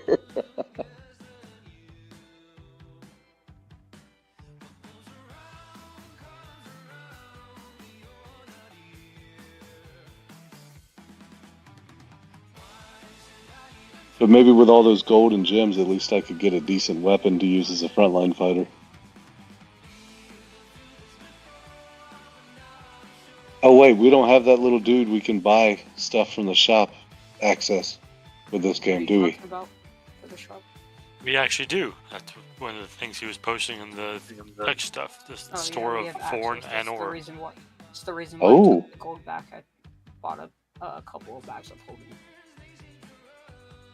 When did we see a shopkeeper? We did. This all we happened didn't today. unlock it. Yeah, it's in the texting stuff in Yeah. the store of Vorn Arnor, something like that. All right. Well, when we go back and figure out how much gold and all that I opened up and we open up the rest of it, if we have enough where y'all don't need it, like it's extra, and I could just buy a good weapon for frontlining, I'd be good with that. But if not, that's fine. I'll keep using the axe. Well, if you want like a +1 weapon, I can get you I can get enough gold. I have enough gold to get you a +1 weapon right now. But during the session, we can't do that. Oh, I would like a +1 weapon. I have enough It gold comes for in handy. anyone who wants one, but And I no, already got Celeste one. I will remind people that because of that other room we opened, I can basically make any uncommon item once a day. I think I can't like stack them, but you know I can basically like, oh, you want a javelin of lightning today? Here you go. Yeah, from the sounds of it, basically it's an uncommon right now, but Yeah. you could basically just make somebody a +1 weapon right now. What's really sick was that I was looking at the uncommons. I can basically make an elemental gem once a day, so I have a elemental grenade once a day. Here, have an elemental. That sounds, yeah. Why have we not been doing that? I just got that unlocked ability. it. Yeah. Oh, well, that makes sense. I was like, how cool would that be, just lobbing the elemental grenades? Dude, I just want a long rest so I can attune to this freaking book with a tongue on the front of it. Yeah, I have something to attune to as well, so I'm looking forward to the long rest. Yeah, I got a couple of things I still need to attune to, but that's the main one I want to attune to still. Well, I should see if there's anything I can make that'll help us talk to these motherfuckers. Yeah. There's one thing I need to talk to him about logistics for alignment sakes, because he gave me the obsidian steed. You're making fun of my horse and you have one made out of obsidian? What the hell? It's a little different. Brad, have you ever heard of the creature called the Nightmare? Hell yeah, that is a badass thing. Yeah, that's what the obsidian steed is. With the hell flames and everything? Yeah.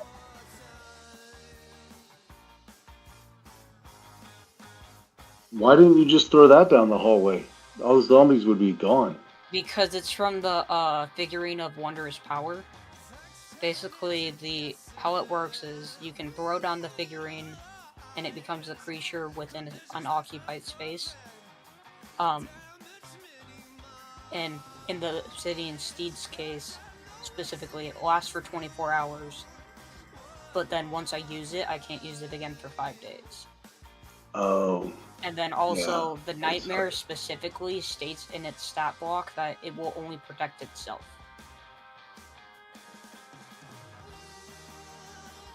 Got it. So save it for a good one. Wait. Oh, fuck. I've not been using the orange peelers. I'm a dumbass. Alright. From now on, orange peelers. Yeah, and then also the other thing that I need to talk to him about is because there's a 10% chance that the steed won't listen to you if you are a good alignment. So. No, that's good to know. Has anyone else not been using their orange peelers? Because, I mean, they expire at the end of this month. We need to use them things. Oh, you mean the orange peeler 2 feet? Yeah. He said that he was going to extend that to the end of next month as well. What is an orange peeler? He said that, yes. He said that on Sunday. I don't know, but it's really good against zombies. Orange peeler does, if you have access damage, like, say one of the oranges only had like 10 health left, but you do like 15 damage, you can spill over that extra 5 damage to a different creature within your attack range. Oh, fuck. My earlier one did 14 extra. Damn it. Ah!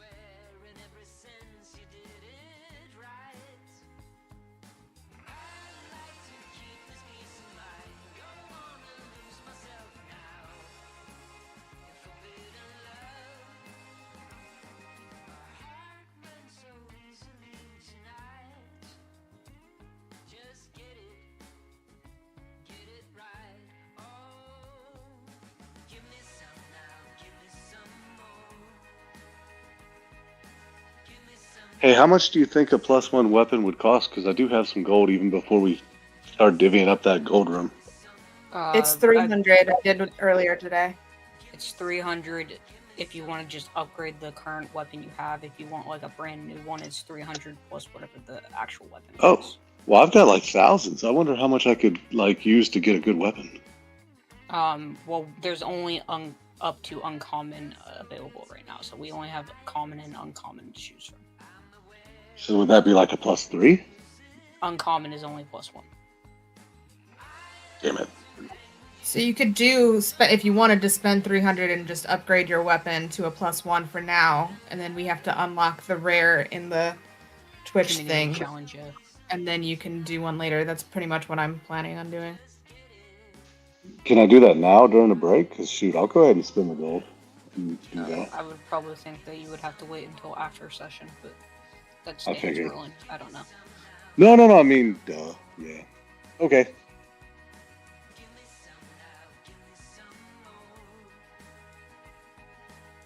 I just got excited. I like doing more damage. Oh no, I totally get it. Because Ballard right now has he only has a rare weapon because I gave him his weapon from the whatchamacallit, I didn't know I could summon her. Okay, then I can summon her after the battle. I'm not summoning her during the battle. Ballard has the Corpse Slayer blade because I used it for his the Dice Challenge rare weapon, which gives them a +2 blade that also does an extra D8 of damage to Undead. Of course, he doesn't get the D8 yet because he's not attuned to it.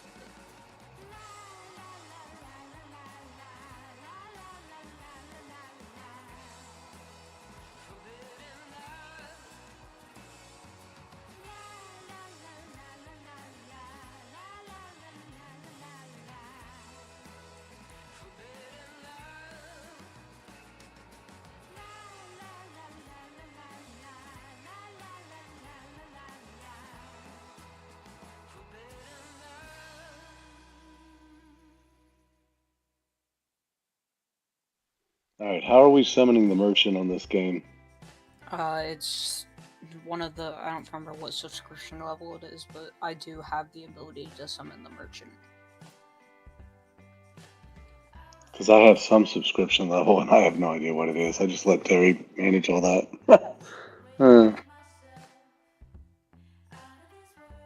It doesn't cost anything to summon them though? No, I just get to do it once free per, I believe it's session, not month, but I could be wrong. Okay, because he was saying we could summon them during the break if we wanted to.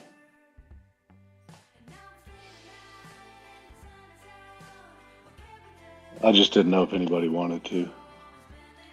I mean, if you want to buy it now, like in the midst of battle, I mean, sure, but I don't know how inclined the merchant will be to do business Oh. while we're in battle. Duck, dude. All right, toss me the weapon. Here's the gold. Don't get bit. Yeah, no. Got it. Fine. I'll wait. I can summon it after battle for you 100%, but let's wait until after.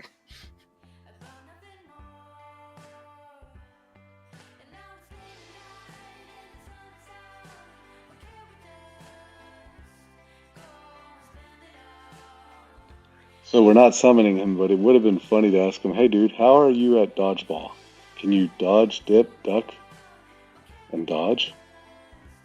Well, that didn't go well last time we tried that with Moorlander, so I'm assuming this new merchant isn't going to be very inclined to try it either.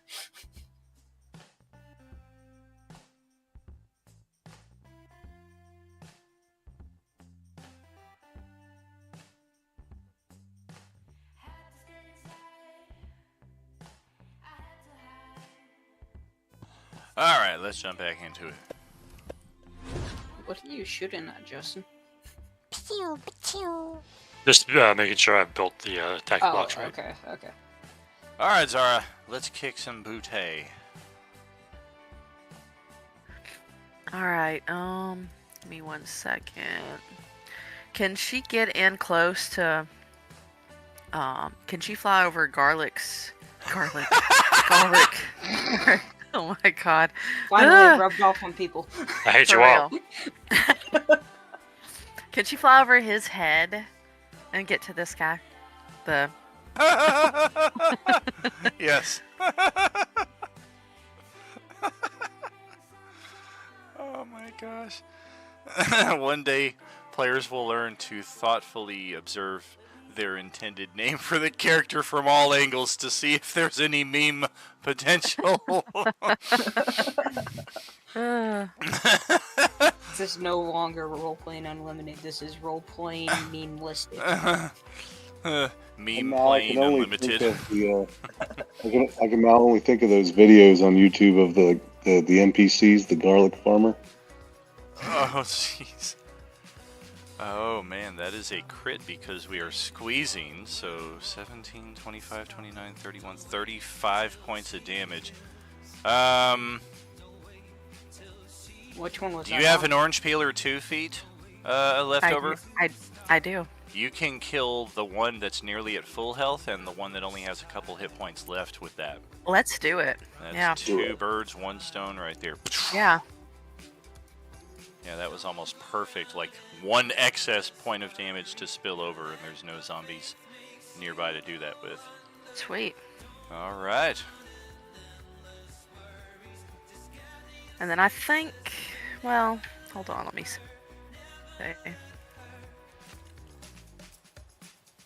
Yeah, I'll stay here. I feel like there's enough room between me and everybody else at this point. And then over here we got parsley, sage, oregano, and thyme. Yeah, we better than salt and pepper. They just 2 common spices. Galric, go ahead. Alright, as my bonus action, I'll have the flamethrower flame on again. Wop, wop, wop. Oh, well, only one of them will fail this time. The one in the back. And okay, we'll take damage, we'll take full damage. Got it.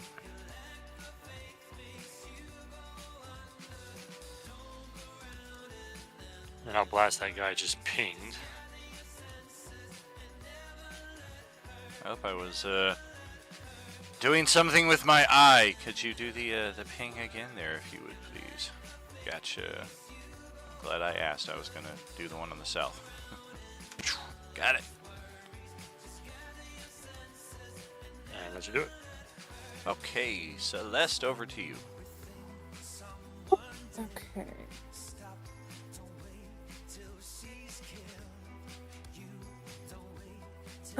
So I'm gonna fly forward.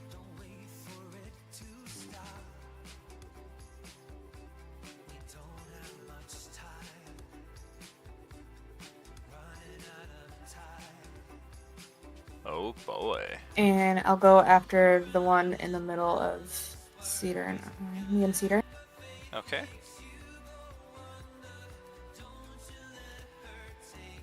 Very good.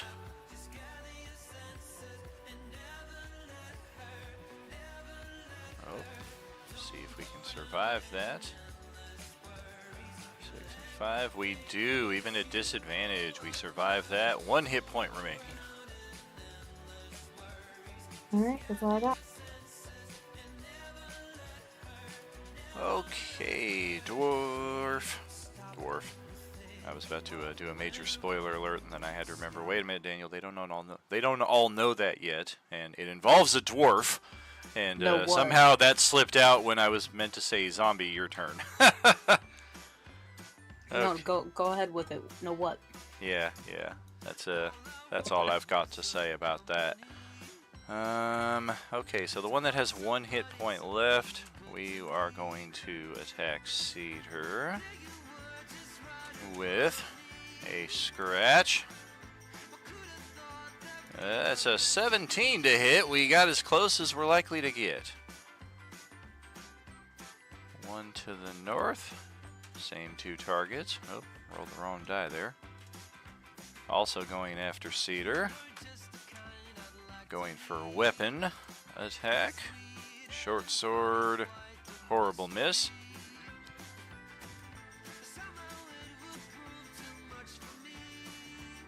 Man, 3 for 3. They are all going after Cedar here, so this one's going to expel another cloud of locusts in your direction with the flank bonus.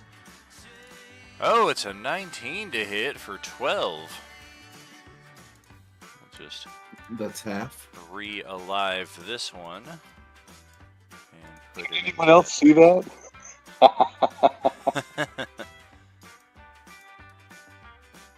And that's all I got for the zombies, so Grant, over to you. You said there was another horde of flies. Correct, yeah, he just spawned a new one here behind you. All right, then I will once again cast my cantrip, Whoa! Word of Radiance. So they got to make con saves at 13. Oh, I jumped the gun and thought it was dex saves, and I blew 2 natural 20s. Well, damn, they all made it, even on the con save, just not as spectacularly. So I think they all take no damage, which really sucks because there's 2 of them that would have dropped had they taken even a smidge of radiant damage.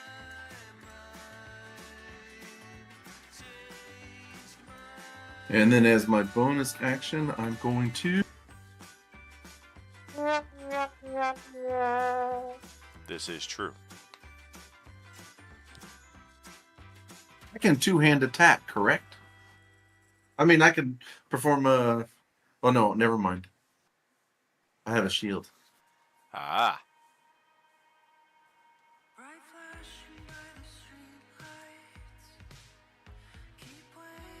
All right, I'm good. Okay, Scott. Is it over? We get them all? Oh no, I hear shit going on outside. I don't see nothing from here. Oh, excuse me, everybody. Oh, damn, yeah, look at that. Alright, let's try to kill the woundedest of the wounded.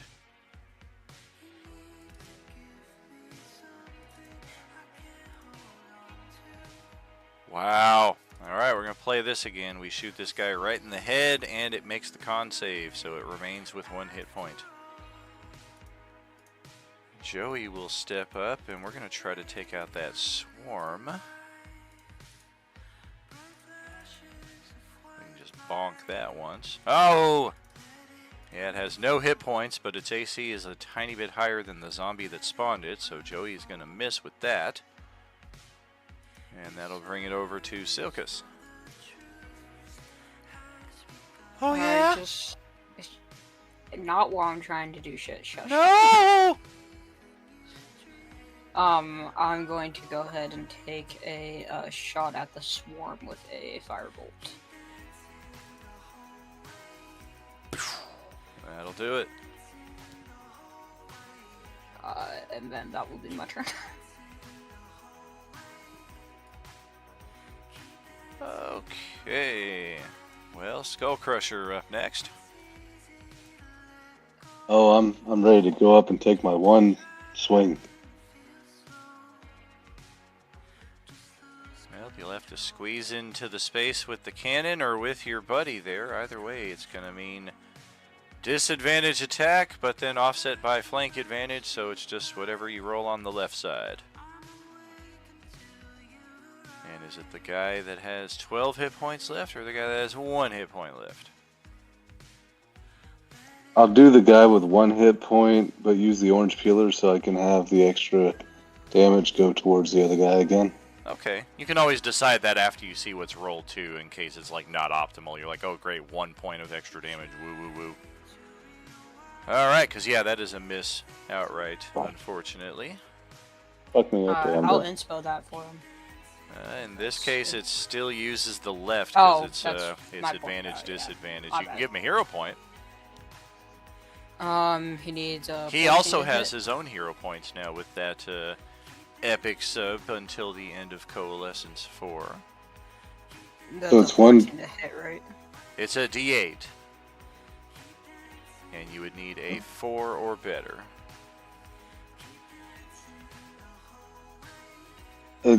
I'm so confused. I got a 10. That's better than a 4. Well, you're adding this to the 10. The number you need to Yeah. roll is a 14, and you rolled a 10. Oh, okay. The hero Well, point then- allows you to take a D8 and add it to that 10, and you would need a 4 or better to match that 14. Okay, yeah, I'll use the hero point. That's fine. Okay. Let's see if he survives and if I can use the extra against the other dude.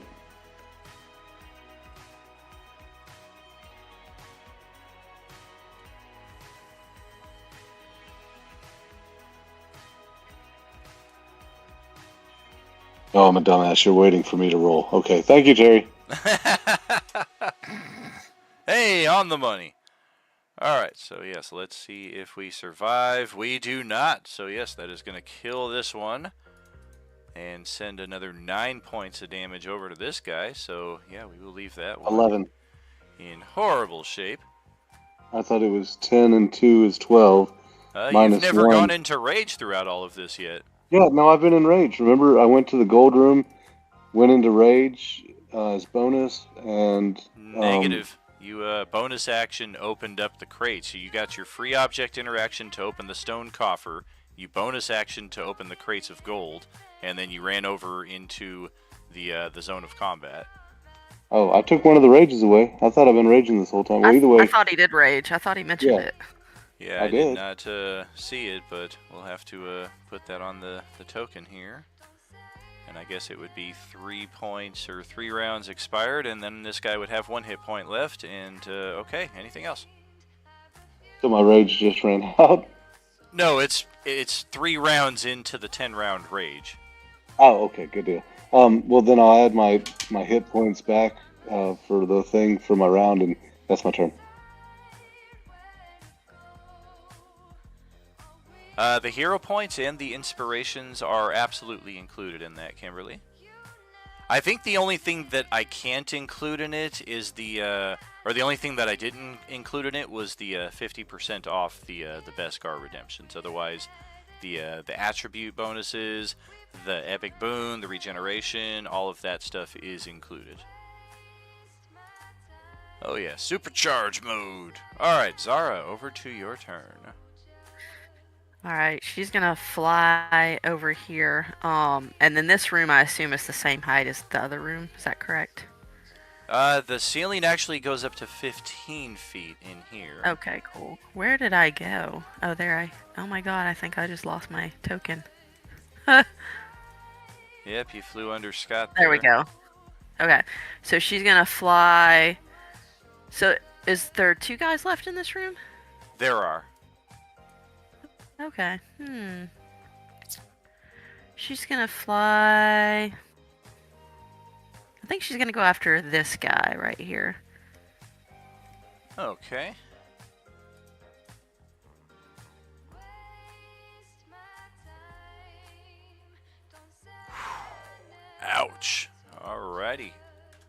My Undead Slayer, man, that thing is just badass. Yes, it do. And I guess since I already opened the bag with the cat in it, we won't let the cat completely out of the bag, but we'll let it pop its head out. The spoiler involves a certain dwarf who made these daggers and the future upgrading of these weapons to something much, much cooler than what they already do.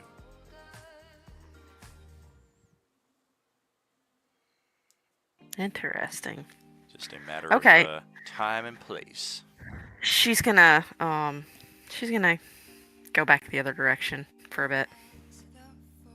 There are still some of those daggers to discover in-game, but so far we've only found at most one per table. Otherwise, they were exclusives to those between-session interactive activities that you all know I like to do to keep things flowing in our community on a near-daily basis. Galeric, So over to Zara's you. the only one with the dagger? Well, no, I have. I think others got them through the same source, but as far as finding them in game, I've only put one at each table. Ah, at I most. see. Okay. Yeah, I got a good Okay, cool. challenge. So, Okay.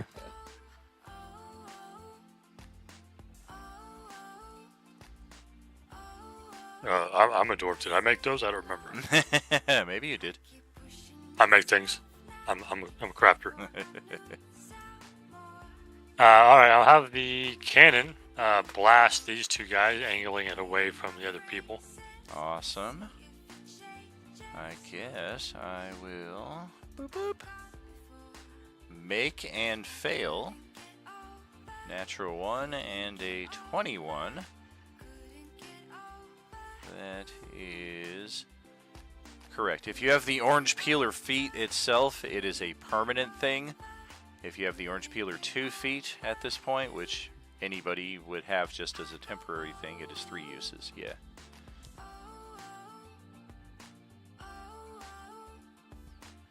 Oh, ouch. Okay, well, the guy with 1 hit point got a natural 1 on the save, and the other one takes most of its hit points in fire damage. And then I'm going to blast that guy with a firebolt and hopefully finish him off. We are close. Almost level 3. Almost. Oh, you left me with 1 hit point. Amazing shot, but just didn't have any power to it. What? A firebolt for 2 damage? Yeah, he blasted Yeah. a tear off. That's It just rolls a the flat story. D10. It does anywhere the between story of 1 my and 10. life. Yep. That's a story of my life. I think you get more damage if you fart on a Bic lighter. Oh, damn. Well, next Man. level, I'm going to have 2d10. That's funny. That always reminds me of the D&D group that I played with back when I lived out in New York for a very brief time. And the very first time I met these guys, like within 1 hour, the guy sitting across the table kind of got a look on his face. And he threw his legs up behind his neck and lit that shit on fire as he blasted one out. And I was just like, whoa! I just met you, bro. Like, alright. So People are fucking crazy. I went to military school, right? And, a bunch of 8th graders in military school, we were just, we knew everything.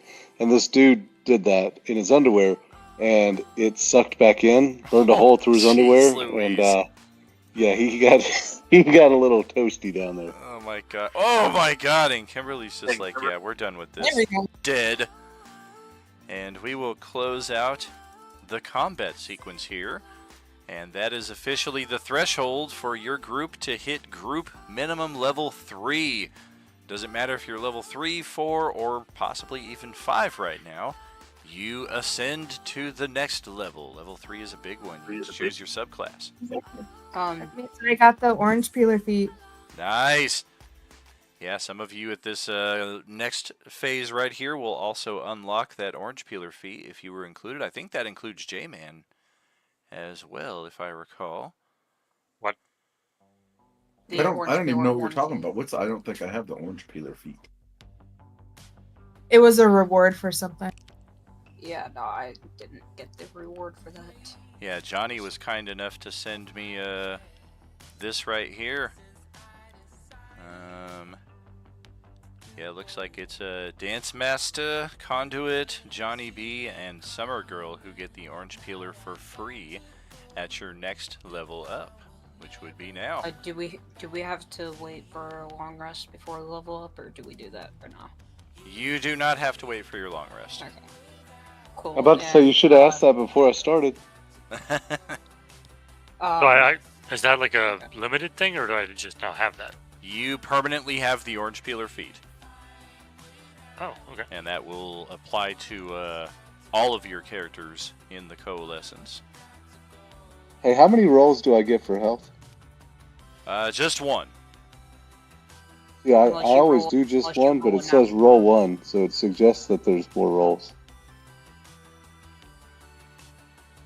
Trying to remember which The only channel I time posted this in.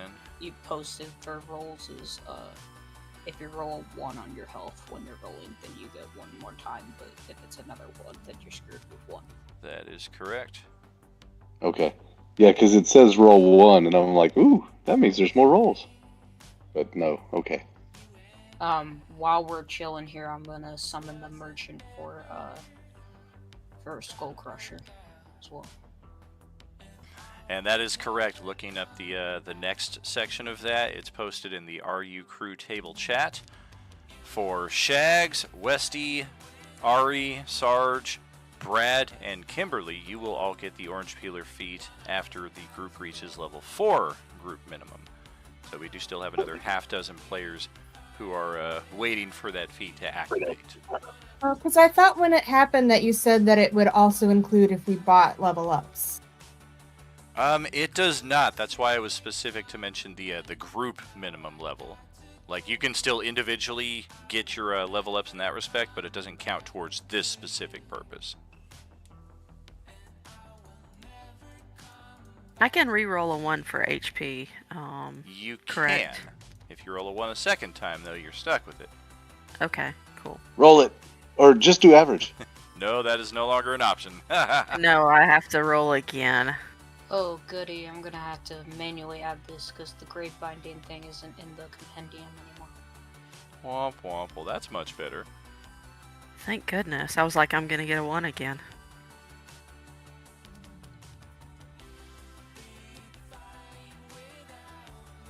Hey, it automatically adds the tough for the hit point to increase by 2 Oh, for nice. each level. Yes, it automatically Right. adds that. Yeah. Wow, I had no idea. Well, because if it's 2 per level and I'm level 5 now, then that would be 10 extra, but it didn't go up by 10 hit points.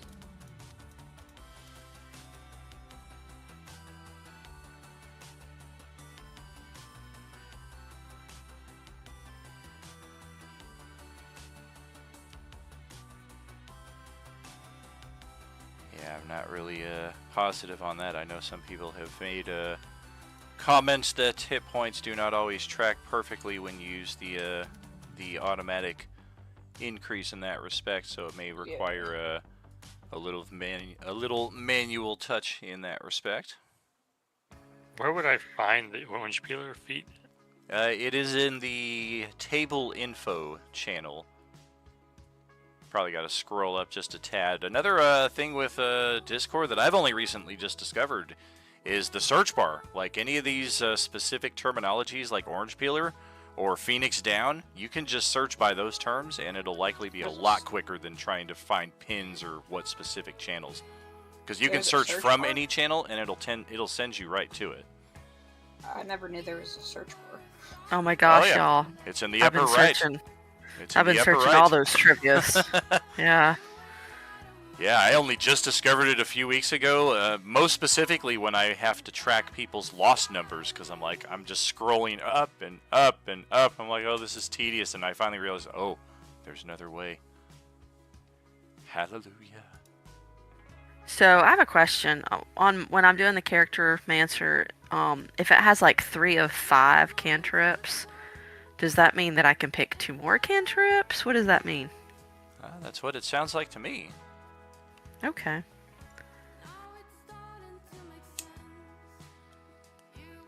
That's a pretty cool feature. Take that.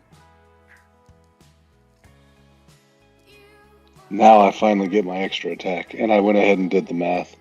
So it should have been 13 points more health because I got a +3 from the health roll, and then +10 for the tough.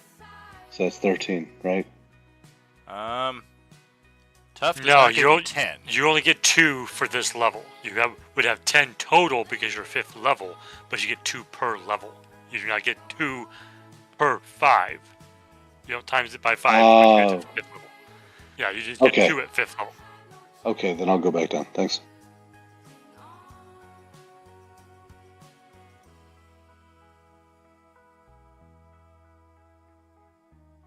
Oh, and Dan, while we're leveling up in this, for that obsidian steed, what would Silkus's alignment be? Because if it's good alignment, then that steed's gonna get a little dangerous for everyone.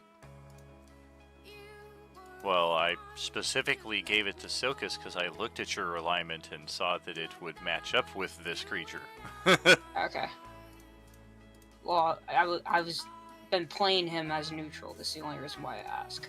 Yeah, I think you if chose you were lawful seeing it neutral for the character, yeah. so yeah. Nightmares only disbehave of good, not lawful. That's the only reason why I was asking. Correct. Okay. Any loot in these dead bodies? A few miscellaneous effects, wallets with IDs, some cash, some loose cigarettes, perhaps a lighter or two. There was like 12,000 gold pieces worth of treasure back in the rooms that I so lovingly decorated with all of this loot. I didn't expect that the zombies would be where people would be looking for goodies. No worries. So that's an extra 12,000 gold if I open up all these different boxes. There is 12,190 gold pieces of assorted treasures within this room. Is a bag of holding the item? Is that an item we Bag can of buy? holding is uncommon, and I believe it's 300 gold. At least that's what I paid for it Can we before my. put all that in a bag of holding then? Yeah, one bag of holding, if we're just putting gold in it, can put up to 25,000 gold.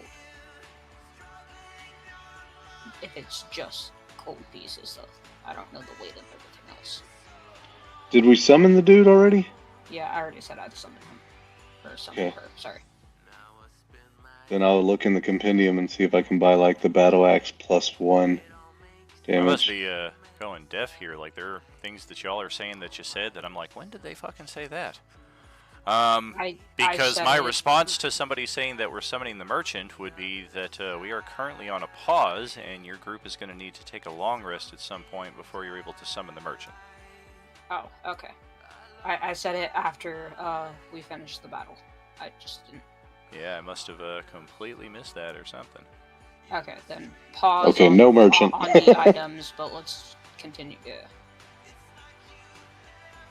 Alright, so just touching on all of these things here, we know that in this room was the capacity for Justin to create an uncommon magic item with a long rest. There is just over 12,000 gold in assorted treasures in this room. I would like certainty and clarification that this is only being added to one character sheet or a party inventory sheet, and that we're not all being like, yes, sweet, everybody got 12,000 gold. Inside this room, we have an automatic rifle, we have a automatic pistol, we have numerous rounds for each weapon. The suits of armor are effectively elven chain for our translative purposes, and there are 3 fragmentation grenades in this weapon locker here. If you guys want to, I have room in my second bag of holding to put that 12,000 gold. Unless somebody else wants to carry it, then by all means. Well, go ahead. there's 6 of us, right? So that would be 2,000 gold each. If we want to split it up like that, yeah, we could do that.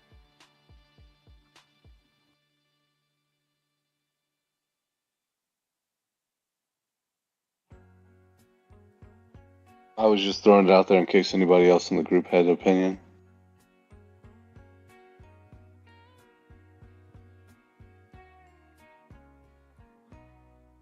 I have chainmail. I don't know if elven chainmail is going to be a big difference for me.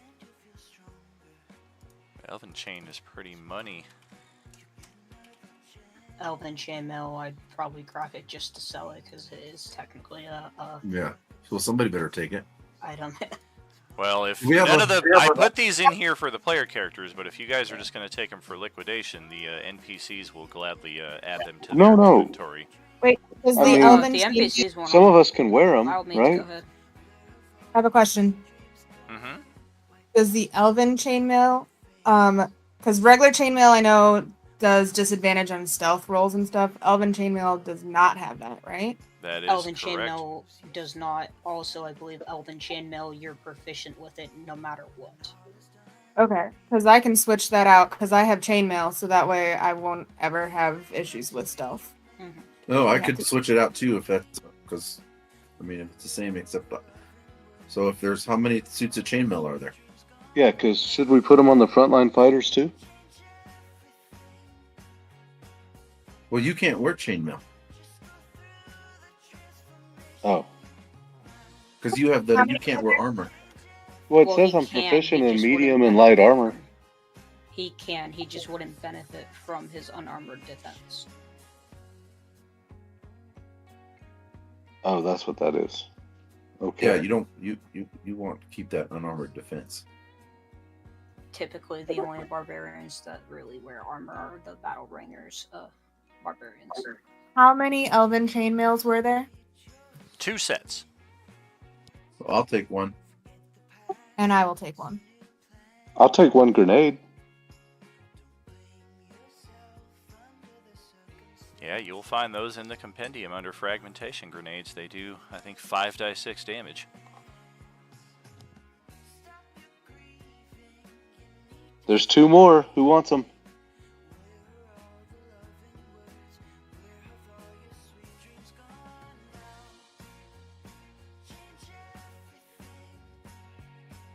I'm good. I don't need them. Everybody needs them. We could just throw them at the bad guys. I got fireball for that. Okay, if nobody else is going to grab them, I'll hold on to them, and then you tell me if you want them. I just don't want them left. This should go to somebody who doesn't have like spells and stuff that basically replicate the same thing. Yeah, no, I know. That's why I don't need them.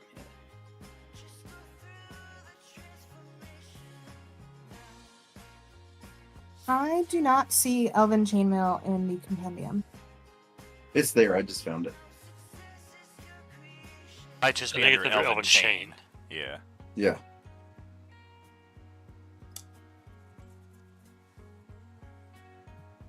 Got it. Thank you. Faux show.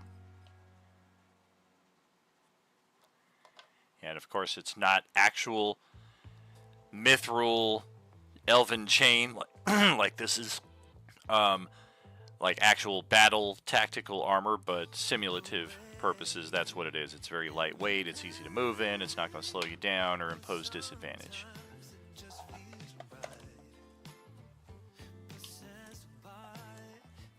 So I'm just hand typing 5d8 in the item description for the grenade, because it's not like a weapon I can use. I think it was 5d6.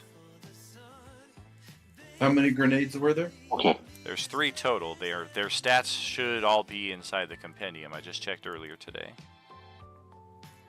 So, what did we decide? Are we just splitting the gold 2,000 each, or is somebody gonna carry it? Just put it all in the bag of holding for right now. Okay, I'll just put all 12,000 in the bag of holding. 12,190 to be specific. 190. Okay, so that's Yeah, that makes more sense because we can't all just carry around 2,000. Yeah, that'll weigh you down pretty quick. Yeah. Oh, shit. Alright, well, I've got the 3 grenades if anybody wants one, or 2, or whatever. And what were we looking at for firearms? There's an automatic rifle, automatic pistol. I mean, I could, as an artificer, I can use guns. I don't really need to with the magic I have. So I'll look at Joey and Scott and like give them like a motion, like you guys want these or what? They'll nod in response to that. They can certainly make use of them. They're not really any better than what they have already, but extra weapons, extra ammo, that's what it's all about. Hey, it says on my shit. thing, this game has blocked compendiums. Talk to your GM. Is there a reason you have some stuff blocked? Oh yeah, all the Cobalt Press stuff has been disavowed. Okay. Oh yeah, that's the reason why I have to do my Gravebinder subclass manually. Should I just give the grenades then to the NPCs with us? They'll happily take them. No, you Oh, I should was keep asking the the group. grenades. No, Oh, you okay. keep the grenades. Or I'll take one if you don't want all three, but you should just keep them. Okay, yeah. I'll take one off mine and go ahead and put 5d6 for the damage for the grenade. And I will explain to you guys how to use them properly. What is it? It's in the compendium. What is it called? Just look up grenade. And out of the 3, choose the fragmentation grenade. Correct. But it only goes into the item list. It doesn't go into the weapons. Yeah, all the modern Yeah, weapons, they'll populate to your inventory, but as far as the attack blocks, you have to manually do that. I don't know about anybody else, but I'm good to continue. Yep. I'm good. Wait, I'm good. did we get all the weapons then that were on the bench? I grabbed a hand axe. Was there any others that anybody wanted? How should I mark down the artificer gear stuff from that room? I would say artificer components, uncommon magic item. Okay.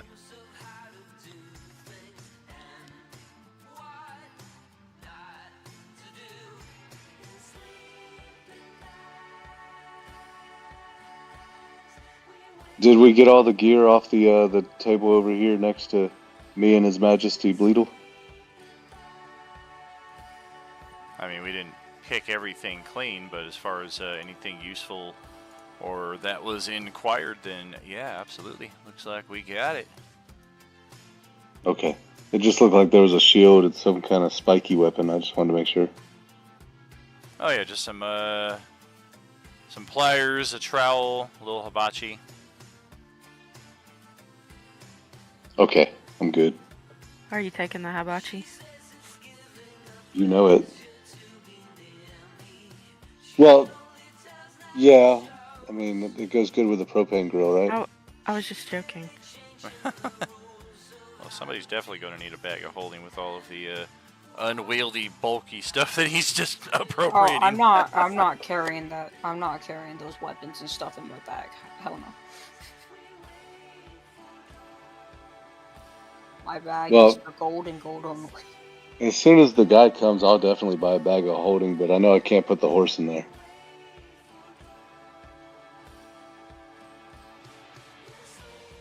Well, I guess I could put it in, but it won't live. Yeah, your horse isn't a figurine like mine is.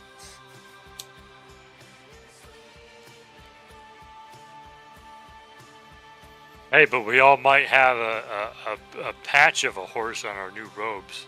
If you got the robe. Oh, that reminds me. I was looking at that. Did you predetermine what the other 44 patches were, or did you want us to individually roll? I figure we'll roll those at the time when it's needed. Okay, got you. Yeah, once people have those items in, we can start rolling them. I do have it added in my inventory, though I'm not. That's fine. I don't need it right now, so we can wait on it. Well, let's push forward.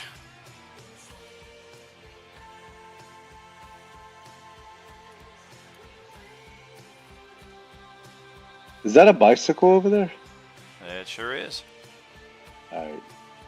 How funny would that be, riding into battle on a bicycle? Okay, never mind. I'm good.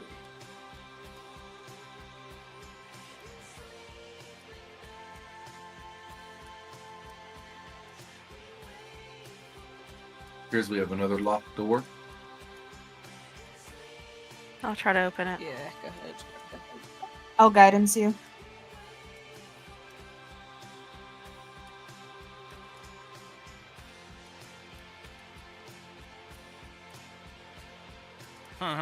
Don't even need. No problem. Finally. Unlocked. I felt like the worst rogue ever for a while. That's just what we called you behind your back. Alright. Looks like we got another underground abode here. Some doors, a ladder leading up, another restroom. Looks like everything in here so far is unlocked.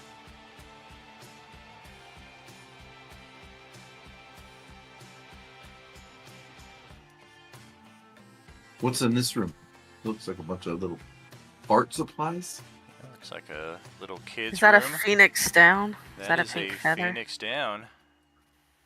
We likewise have found some first aid kits, a greater first aid kit, the generator room, a stash of canned and boxed food, and otherwise just a nice underground, hopefully safe living area where your group may perhaps find their first long rest of the campaign. I mean, it wasn't too safe. It wasn't too safe for whoever was in here before, because that's where all the zombies just came from. Yeah, but maybe we make sure the doors are taken. locked. That, and I also say we should probably see what's up this ladder before we do that. These are some comfy-looking couches. Does anybody not have a phoenix down? I have one, yeah. What is a phoenix down? Free Revivify. I have one. Free what? It is an Revivify. item-based revivify. Sorry, yeah, bad description, but yeah. Just as these first aid kits and greater first aid kits represent potions of healing and greater potions of healing. How many of each of those were there? There are 3 potions of greater, or I'm sorry, there are 3 potions of healing and 1 potion of greater healing. Okay, gotcha.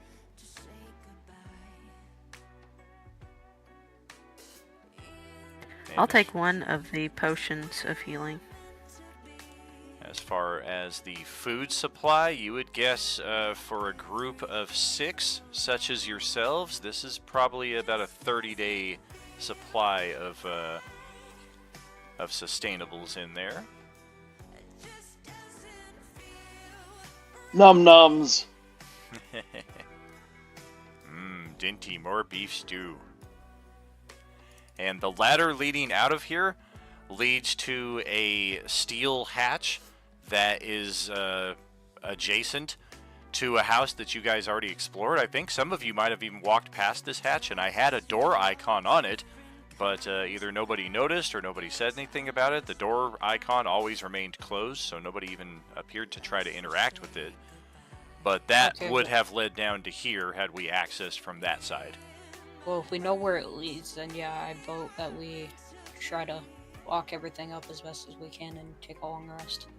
There are some personal writings and journals present throughout here that if we look at them over the course of our long rest will clearly spell out what happened here.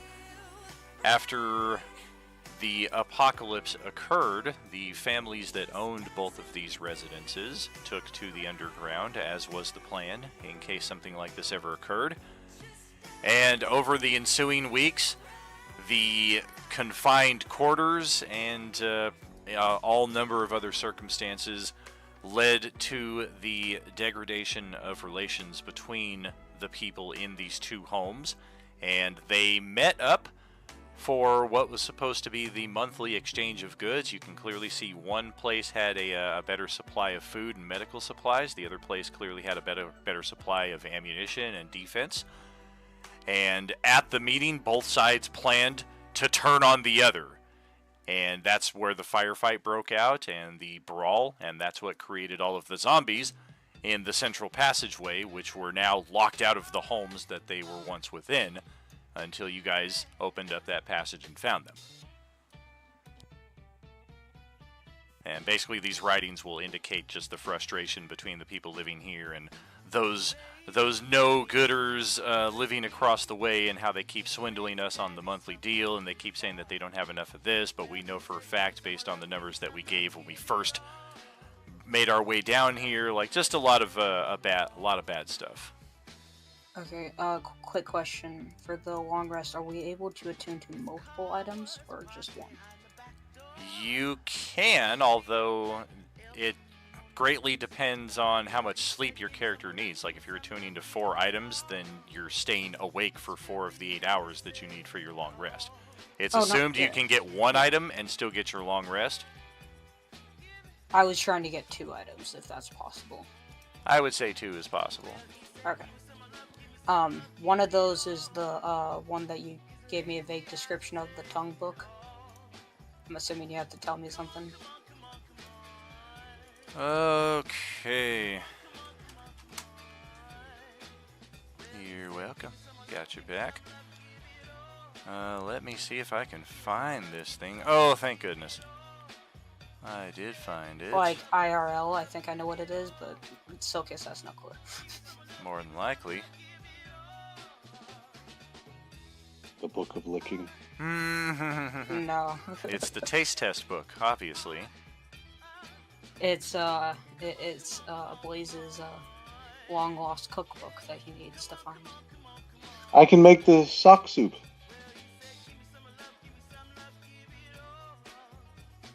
Alright, yeah, the first few pages are filled with indecipherable scrawls. The remaining pages are blank and pristine. Once you have attuned, you may use this as a spellbook and an arcane focus. And the coolest aspect is, while holding the tome, you can use a bonus action to cast a spell that you have written in this tome without expending a spell slot or using any verbal or somatic components.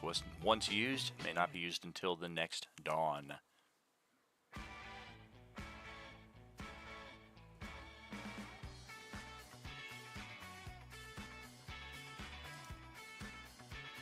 Alright, cool.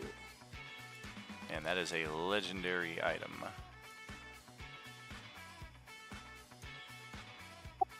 I am attuning to my Iron Stone of Agility. I Very guess I'm a cool. little late on And this. then just but so it's stated, yeah. I'm also attuning to the obsidian steed bickering. I'm attuning to my Ion Stone as well. Very good.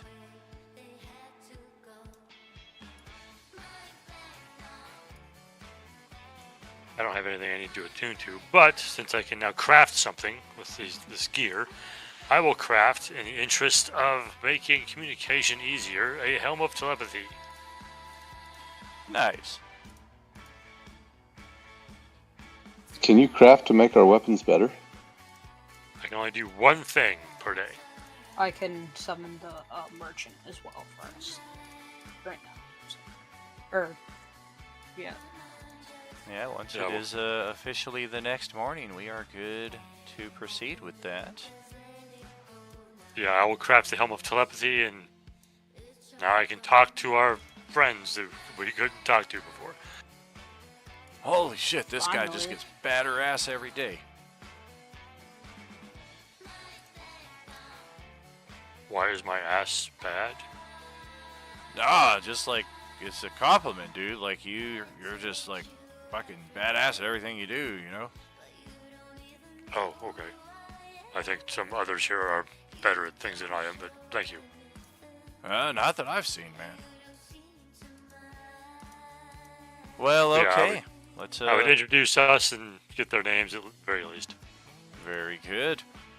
Let's, bring our merchant to the field of play.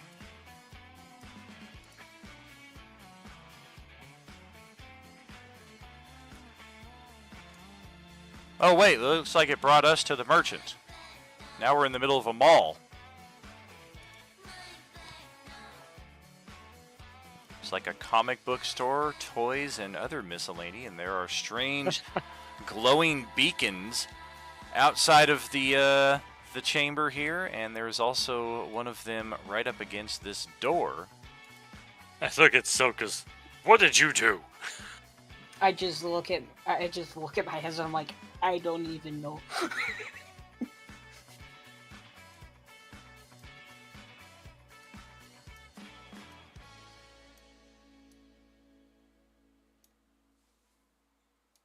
Well, all seems quiet. What are we gonna do? Quick question, real quick. Do I get to learn the name of that item? The book? You do not. Damn. Okay, screw. It's the mysterious Book of Tongue. It's the Taste Tester's Guide to Tasty Taste. Well, I'm gonna examine that little floating orb right there. Like, what the fuck is this? Yeah, as you get closer to it, it's actually like, oh man, like a gossamer weave, and within it are like thousands of tiny little, like, glowing bugs that are just like constantly beating themselves against the insides of this field, and that's what's causing this beacon to light. Would I be able to roll like Arcana or something to find specifically what it is? Or? You can.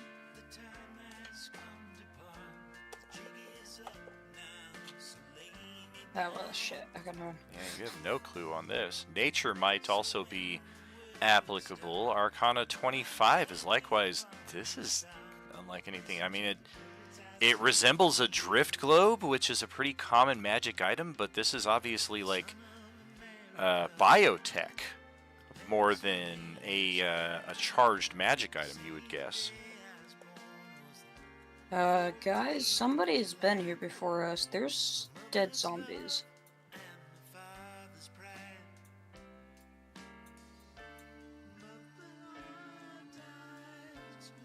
Well, that's better than live ones.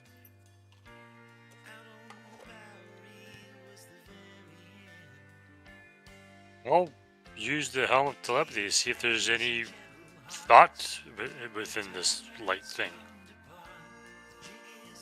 There are no thoughts within the light bubble, but the door lock clicks, and somebody comes and steps to the door right here to greet you. Hello? Did you? Oh, he looks familiar. That's a Cardassian. Yeah, it is. I got the Star Trek RPG for free this month with Roll20, and I got a lot of cool aliens as part of it. And ironically, they have a Kirk and Picard as well, in case I want like the actual characters here. But yeah, this works out perfect for a Yuuzhan Vong, I do think. As yeah, she kind of cautiously peers out at all of you. Are they gone? Did you kill them? They were gone by the time we got here. I don't know what you're talking about. Is she speaking common? Oh, yeah. She is speaking common, but it does appear that Scott and Joey, Scott and Joey have no idea what it is that she's saying. Okay. Okay. Then yeah, I was just say the same thing. She does not have a maskor that auto-translates like the other Yuuzhan Vong. Yeah, we just appeared in this room. I look at Silkus again. He did something that brought us here. Yes, I remember many of you from the Ghost Dragon realm. Or will I? Is it that I will remember you from there? It is also confusing, the time and what have you. But won't you come in? You summoned me for business, yes? I have taken refuge inside of here after the Undead cornered me. Whether it was you or not, I am grateful for your assistance. I am called Vorn Enor. I rolled one hell of a perception just so I can try and see what the hell's going on. There is no further description I can give you beyond what is already here. Okay. I saw all the boxes and shit. I didn't know if, like, she's got, like, a little store or something. No, these boxes don't appear to be her store. If anything, it's like toys and other comic books that would have been the stockroom inventory for the shop that you find that most of you are still standing in. Okay, that's sweet. Now I need a bag of holding.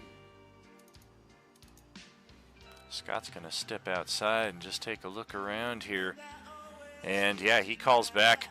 It's like pure carnage out here, guys. There are dozens and dozens of bodies, and I think I hear some gunshots outside as well. We might not be as safe here as it appears. I just found comic That's what I books, was man. saying. Shit, let's sit down and read. The zombies are chewing on my feet. Stop! I'm trying to read. Oh, lost the potion of flight there. Got it. So how do we want to proceed? I mean, we summoned the merchant. It brought us to the merchant.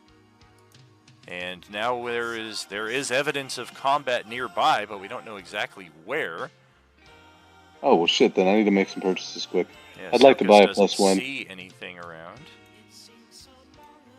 And in the interest of expediting this as quickly as possible, Westy and I have put together those Excel sheets conveniently divided by rarity inside of Moorlanders and Vorn Anor's Discord channels, so you guys are free to look at those at your leisure and purchase from them within your affordability. I have a way to find where these undead are.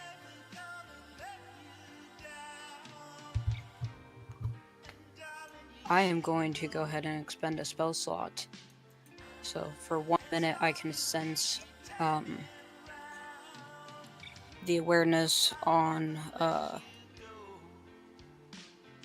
for 1 minute per spell slot expended, I can sense whether undead are present within 1 mile of me. I mean, how much time you got? There are undead at 12 o'clock, 1 o'clock, 2 o'clock, 3 o'clock, 3:30, 4 o'clock, 5 o'clock, 6 o'clock, Rock, 7 o'clock, 8 o'clock, 9 o'clock, Rock. There are also undead above you on the 2nd floor. There would seem to be a much larger concentration on level 2. And conveniently, you guys are right here next to a frozen escalator that would take you up to level 2. So then my eyes will just go blank with magic for a second as I turn back around to you guys and I just say, we're surrounded by zombies. We always have been. There is a high density of undead on the 2nd level of this building. And I don't know how far specifically, but they are definitely outside of the building as well. Okay, I'm looking in the Discord and I'm not seeing what you're talking about to find those character names. It's under text play, under Moorlander-Mysterium. If you click on that, then go to the top and click the little pin, you'll be able to open the Excel spreadsheet. Correct. Just for flavor purposes, this side of the Coalescence should be using the store of Vorn Aenor, since Moorlander is isolated in the feudal Waterdeep setting. They both use the same inventory. You'll find the same pin in both of them, but as far as any text play you wish to do, just to make sure you're not inadvertently converging with characters you shouldn't be. So we're learning more Landor in this one? No, it's Vorn Aenor. Moorlander is the other tables merchant.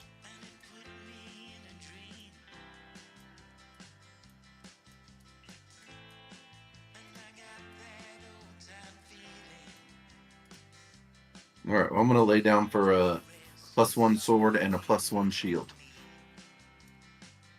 Alright. So that's 700 for this sheet, right? And I have that.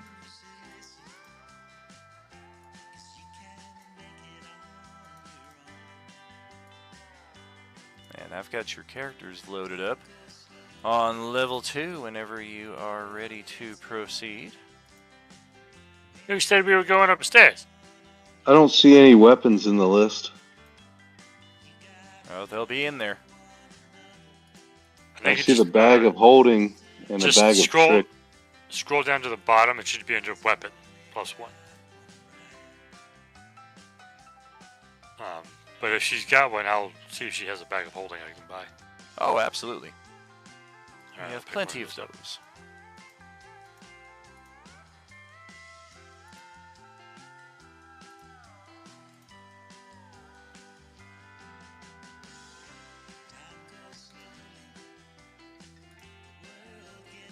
All right, I'm gonna get Terry to help me figure this out.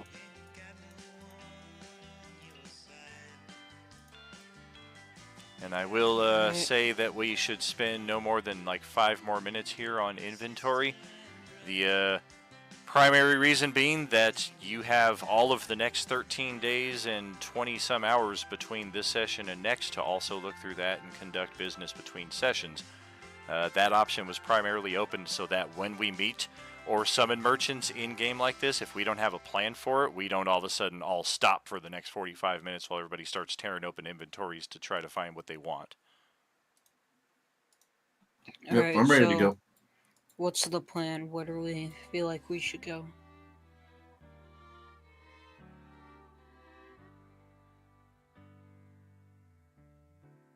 Did we check this level before we go up?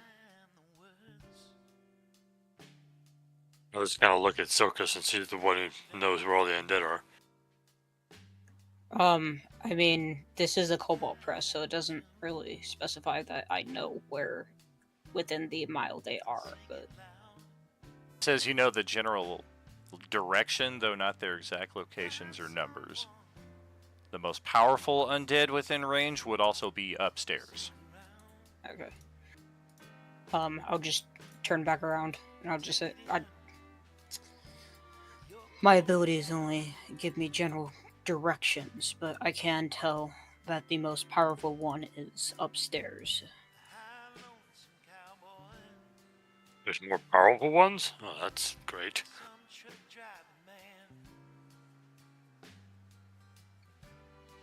Well, yeah, it does look like somebody's already come through the bottom here, so maybe they're also upstairs fighting? And if they are, we should probably go back them up. Can we still hear the fighting going on? Very distantly. It's kind of hard to make out exactly which direction it's coming from. Okay, I was gonna ask if we could make like a perception or an investigation, but okay. Then yeah, I guess our best shot would be probably going upstairs and seeing if we could meet up with whatever group this is fighting them. I'll relay that to the other two. Let's do it.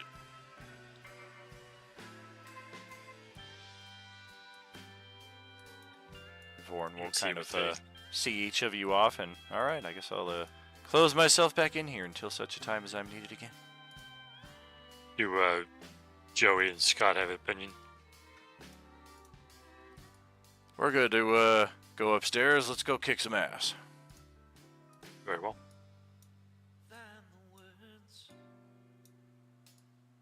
I'm just checking things out. I don't really know, but I got a feeling I'll be important someday. You're important now. Oh, well, thank you. Maybe I'm just not seeing it, but where is the escalator? Right next to me. Oh, okay.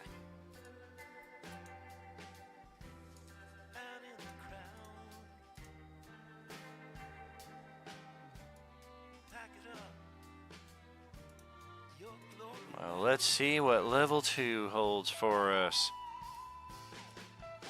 Oh yeah, we got some zombies up here. In spades. And just a reminder, in your guys' handouts, you all have access to these blueprints, which you can use, of course, to aid your navigation as you make your way through the site. You have just appeared on the southeastern escalators, located on this map over by shop, I believe that is B or D5 and shop M6. So use that to aid your progress through here if you so wish. We do also have a map of level 1, but since we're on level 2 right now, we got a whole bevy of different looking zombies up here. All of a sudden it's like we've moved to a different world. We've gone from D&D zombies to Agent Orange zombies, the traditional 1970s or so looking people that have contracted the virus and They are, look like goths. yeah, very, very much so. Yeah, I was gonna say they Wandering look like, through the fucking second teenage level vampires. And we can see a great many of them around us as we ascend the escalator. So let's roll those initiatives and see what we get.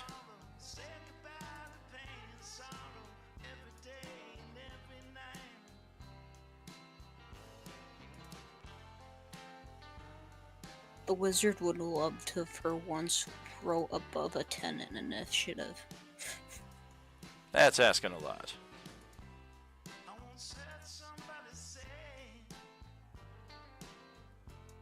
I think you need to sweet talk your staff if you want above 10. I was gonna say, if you weren't so busy lotioning up your ass all the time. Oh, he only has eyes for the book with the big tongue now. He hasn't even bothered to spend time with me. Like, one legendary item's not good enough for him. Fish, you won't even allow me to freaking attune to you. Yeah, well, there's a process. You don't just go putting your hands on a person. Yeah, it's called a 1-hour process that you haven't given me. Wow, As if you could last an hour. As if you even tried.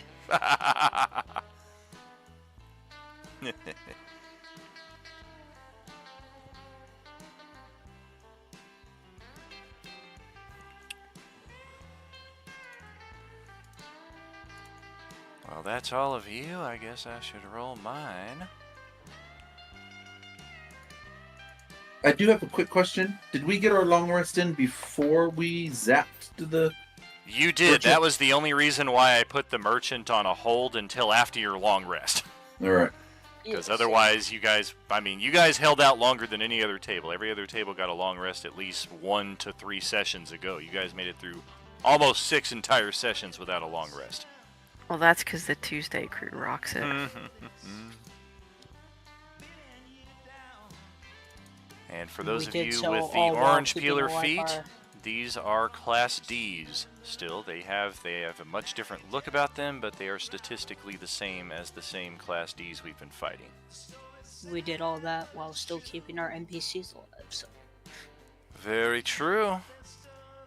Shrubby does not need that. Likewise for Bleedle.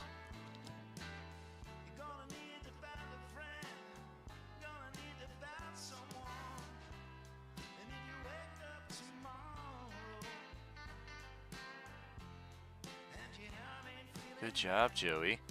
Looks like we left behind a few NPCs back at the cul-de-sac too when we made our sudden teleport over to here, so we'll have to go back for Tim, Kurt, and Corinne at some point. Don't Sorry, forget Perhaps they'll catch up with Sandwich. us. Oh yeah, Sandwich Sammy. Sammy. Yeah.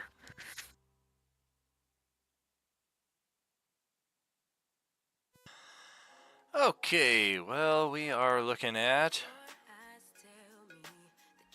What's a few of Cedar's you. dex? I guess his character sheet is a little out of date here.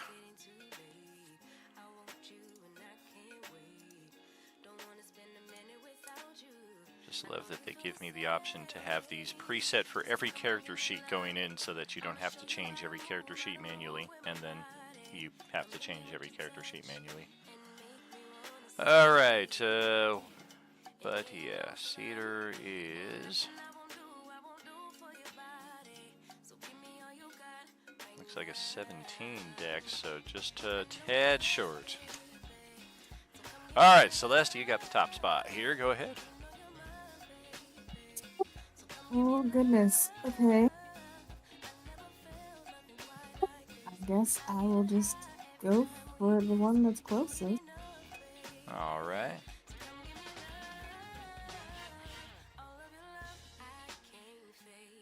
And just in case it is not clear from your position, this is the top of the escalator, so for those of you who are back here or further, you'll need to ascend to the top before you can get off the ride. Ouch! Well, that's a lot of damage. Of course, if you can fly or are insanely athletic and can just climb up the side, then that's its own thing.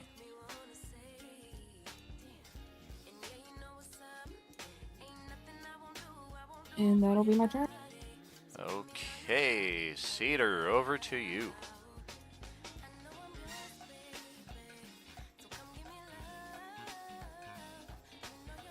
Can I fit right there in the corner? Do I get a dirty flank? Yes, you do.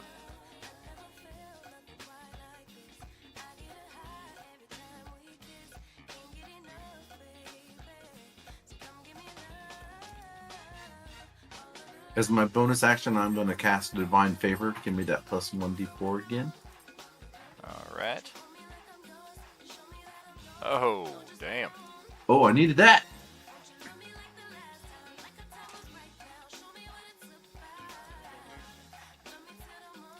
Oof. All right, well, this thing is chopped down almost to nothing very quickly.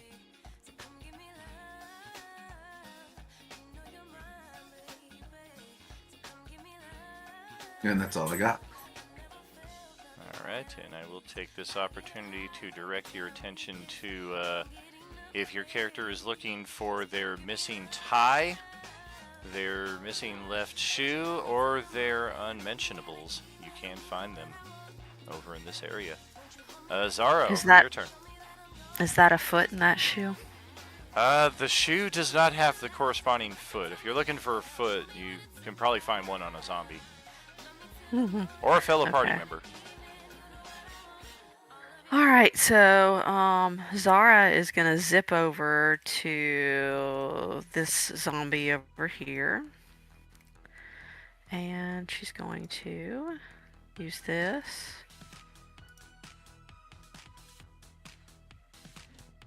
Zip down, get her. Then she's gonna zip maybe over here. Or maybe not, damn it.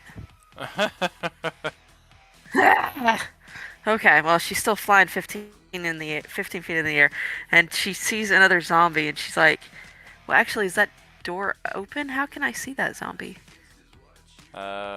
Which zombie?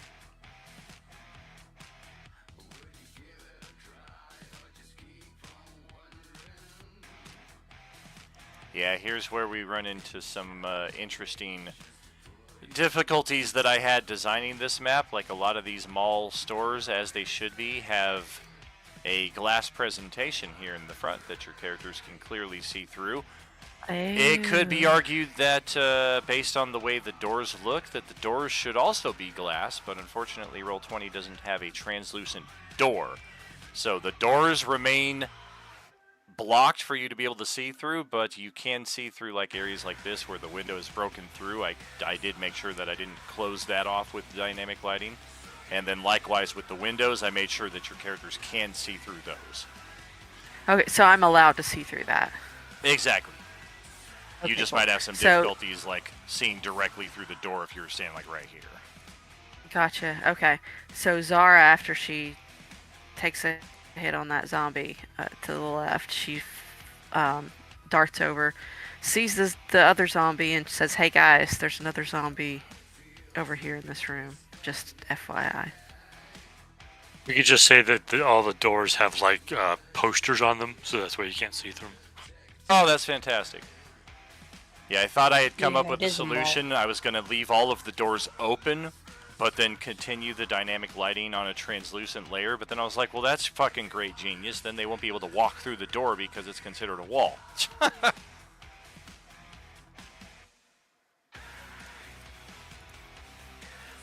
Very often do malls have posters and stuff on the doors. And oh, very true, very true. All right, anything else there for Zara though? Looks like just movement. And who got hit with that? Oh, that was the zombie up here. She like flew up, darted. Did you disengage? I don't think I have to. Do you have mobility? I have mobile, yeah. Oh, okay. Yeah. I also have Boon of Speed, so my speed is 70. Which is kind of cool. Gotcha.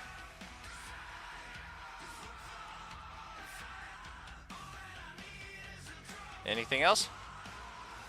That is it. Okay, well, our zombies up here will take their action.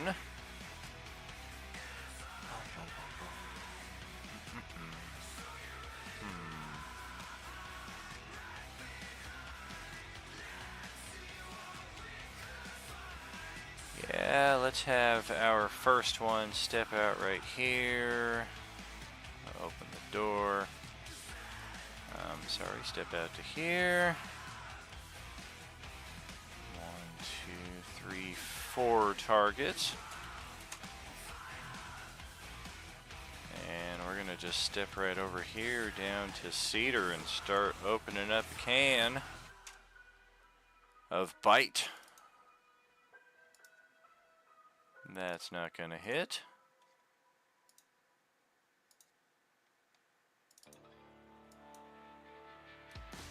The one that Zara just stabbed is going to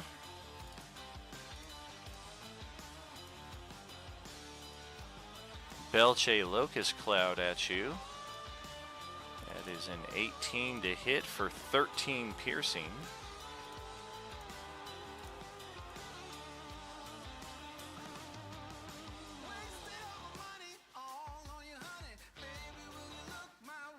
And the one that you guys have pinned right there is going after Cedar as well. Weapon attack. I don't think we've hit Grant once tonight. All right. You did hit me. I took 6 damage. Oh, that's right. It was one of those freebie strikes. And yeah, let's open up this door right here and step on through 15 feet.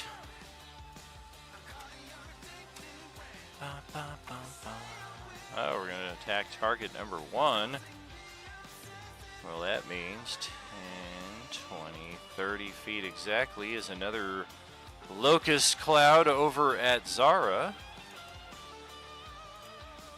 With the flank advantage, didn't need it. 18 to hit for 9 piercing.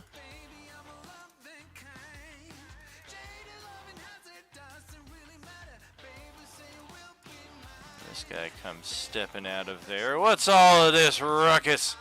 And you didn't invite me. Oh, I just realized I have uncanny dodge. Use your reaction to am I allowed have to use that? Yep. Yeah, let's do that. Okay.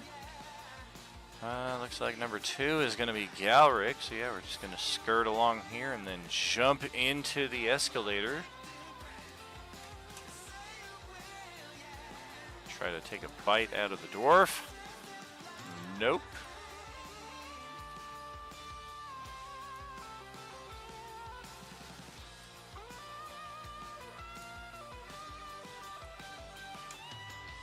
Wow, everybody that is attacking 5 targets are all rolling 1. It was just like the other night when Zara guest starred in Sunday night. They all went after her.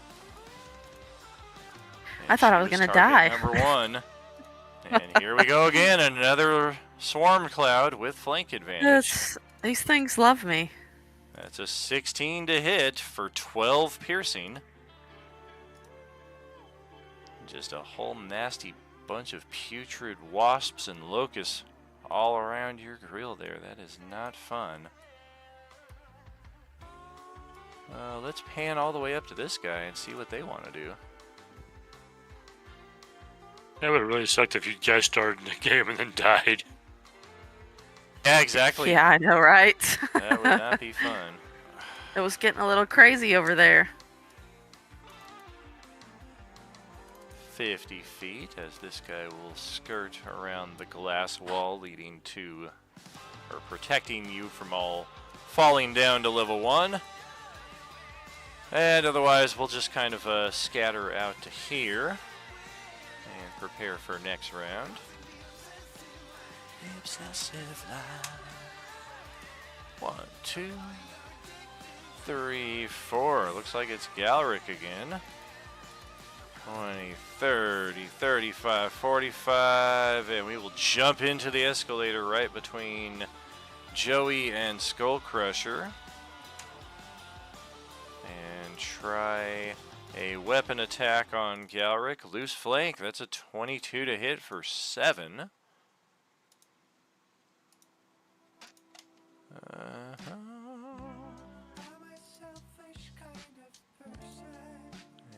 And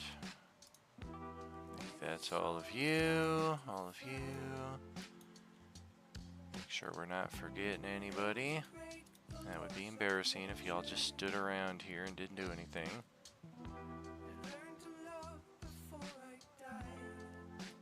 Yeah.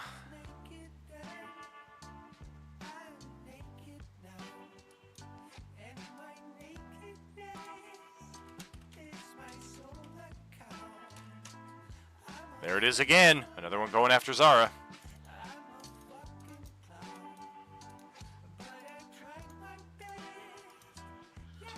20, 30. Yeah, we're definitely going to have to move the rest of our movement up here to get that swarm to pop in right there.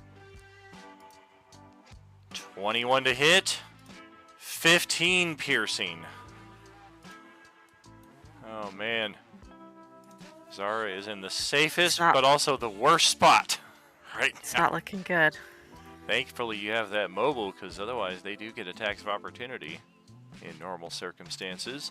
It's really kind of funny to me though that like I'm the character with wings. I can fly. I'll have an easy time of this. I know, right? Yep. For real. Yeah, that was like one of the first things that Zastam and Acererak discussed during their meetings. All right, how can we threaten people who are winged? These zombies are otherwise just going to get picked off by every nation of Aarakocra out there. Okay, and then we've got surprise, surprise.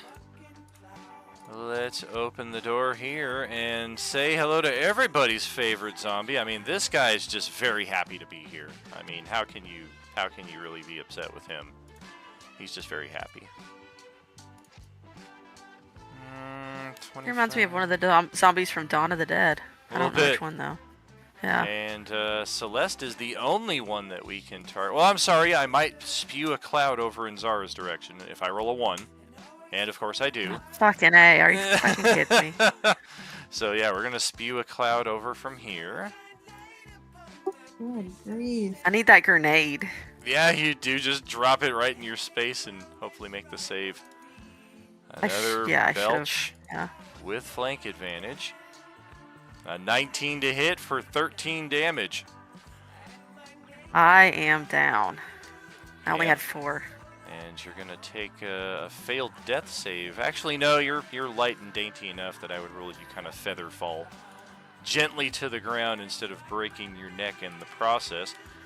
And this is one of the few loopholes where a zombie can drop you, but because it's the offspring of the zombie, there's no infection chance right here. These things do not spread the virus. They don't get a free infection chance upon you like a normal zombie would, so it's just like any normal thing dropped you here, basically.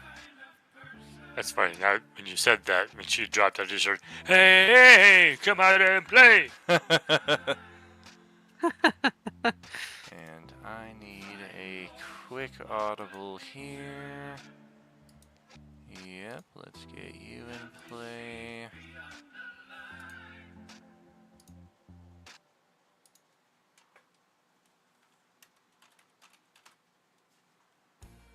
No. Yes. Okay. Increase that.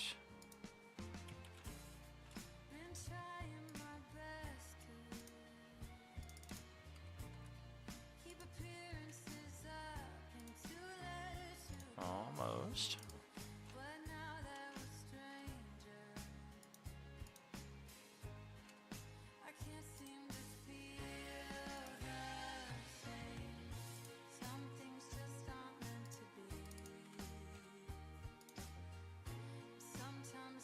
Alright, that ought to do it. And we've got one final surprise coming to join us here. Uh-oh.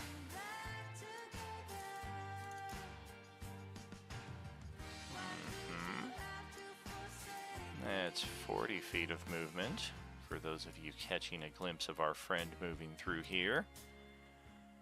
Yeah, we're gonna take a step outside the shoe store. And a brief pause on everybody's videos game screen here as the boss monster appears. Hello, everybody. Let's do this.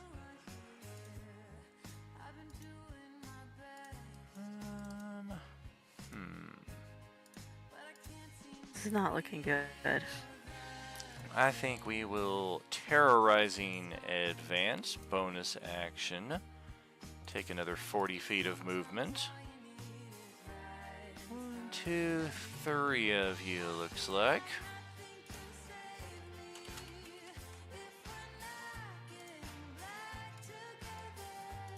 $10, 15, 20, 25, 30. And yeah, we'll come say hi to Celeste. Oh, hi. Yeah, this guy's already got a solid meal, but apparently it's ready for more. This left ventricle has grown stale. And I direct your attention to a new breed of zombie, the Orange Class C Unique. We have not found too many unique zombies, but this is one of them. Multiple attack potential. It's going to scratch and then weapon strike on Celeste here. The first, a scratch is a 29 to hit for 9 slashing.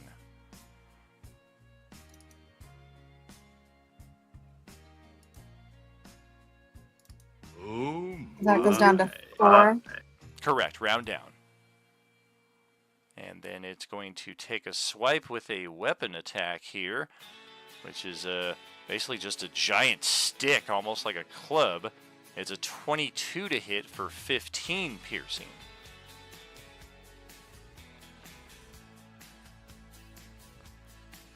And that will be it for the Class C Unique. One of only a few boss monster zombies we will find here at the Undead Mall. There are a few of these unique ones wandering around. Some of our more memorable mall denizens who got transformed and are here for a little interesting addition and occasionally a little humorous addition when you find some of the funnier ones. Skull Crusher, that's going to pass it over to your turn, though. I am finally done.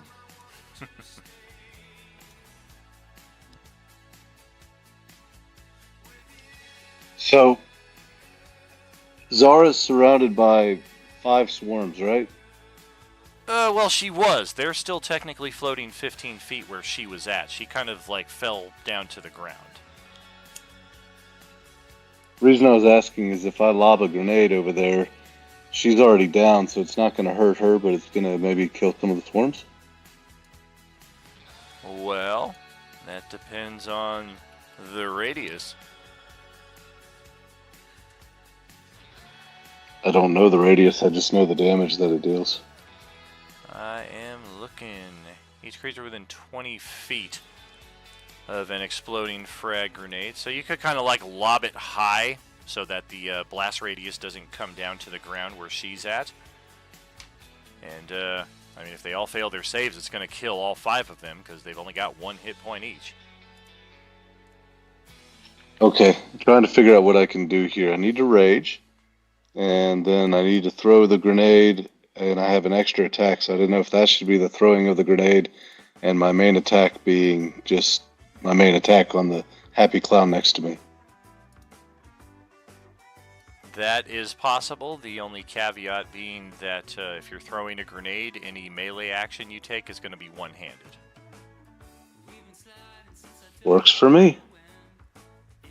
Alright, so I'm raging. Let me mark that. Thankfully, Galrit gave you all proper instructions on how to use these things last night, but first time could be a little iffy. Oh boy. And thankfully, it's a saving throw from them, so really, it's all in my hands here. 1, 2, 3, 4, 5. Oh man, 3 of them made the save, so 2 of them get blasted away. And 3 of them are still buzzing around annoyingly above where she fell. Go ahead and roll the 5d6 anyway, because it's cool to roll that many dice, but you really only needed to hit 1 point of damage to kill any of them. They just needed to fail to save. Oh yeah, extreme overkill. You don't know how the hell these things are still there after that. Well, do they have like evasion or something? Because it's half on a failed. Oh, is it? I thought it was an all or none. If it's half, then yeah. Oh yeah, it is half. Then yeah, that will actually absolutely take care of them. That was all a moot point.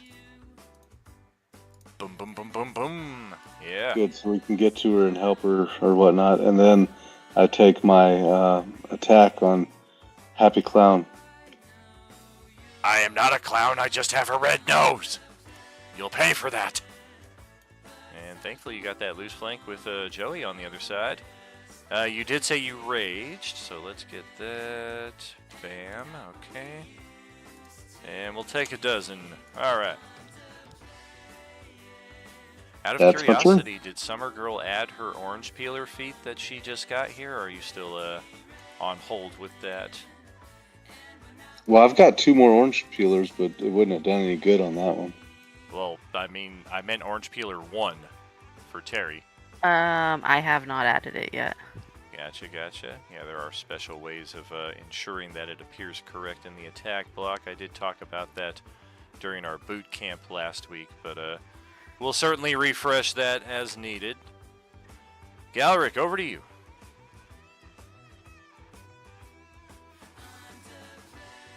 I'll just jab this guy right in front of me with the Shocking Grasp. I don't know how to do the peeler stuff, especially since I got a lot of spells to have attack rolls and shit. It might be weird. Sure. Yeah, that'll be a little tricky. Not so much tricky, just a little tedious, depending on how many attacks you have, because it does apply to all damage dealing attacks that require an attack roll. Yeah, I was looking at that. And I'm like, how am I going to do this? I'll just roll the regular thing. If I hit him, then I'll just tell you what the... Because is it max damage or is the critical dice max? Well, the critical is max, but the normal dice are rolled normal. So what we've done with the Undead Slayer, for instance, because it's a die 4 and then an extra die 4 against Undead, is I've entered the base damage as a die 4 plus 4, and then, of course, plus whatever your attribute modifiers are. So that accounts for the critical on a normal hit. And then I did that on both sides of the dice so that it's always rolling critical damage. And then if you happen to roll a natural 20, it's going to multiply that. So you can technically crit the crit, as we've been saying. And that would be the most efficient way to plug these attacks in so that the damage is just always true and not something that you have to like roll multiple times after the fact. Alright, well, we'll figure it out. I'll just roll regular now. Cool.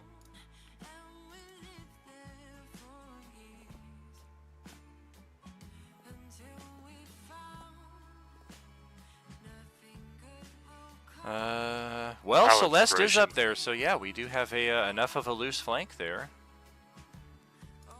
And we will take 9 and lose reaction. And well, I do have healer, so. Oh, yep. Okay, so we're looking at... So yeah, that's going to dish another 16 damage. Is how that should be plugged in. Your base damage for that should be 2 die 8 plus 16. But what about when I'm not attacking class Ds? When you're not what? Attacking a class D. Well, in that case, yeah, then you would just have your normal Shocking Grasp. So it might be worth creating like Shocking Grasp normal and Shocking Grasp with Orange Peeler. Because a great percentage of your attacks at this stage are going to be against Class Ds, but of course as the campaign progresses, there's still going to be Class Ds around always. The intent is that they'll be there. They can always be threatening with damage and surrounding and kind of shoehorning your positions. But your offensive capabilities should be a lot better at managing them at that level too. Did you have any movement? Well, no, he's still there, so. Yeah. No. Alright. Yeah, I mean, he does lose his reaction.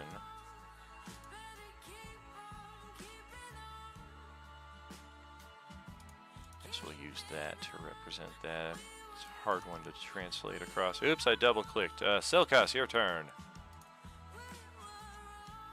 Alright,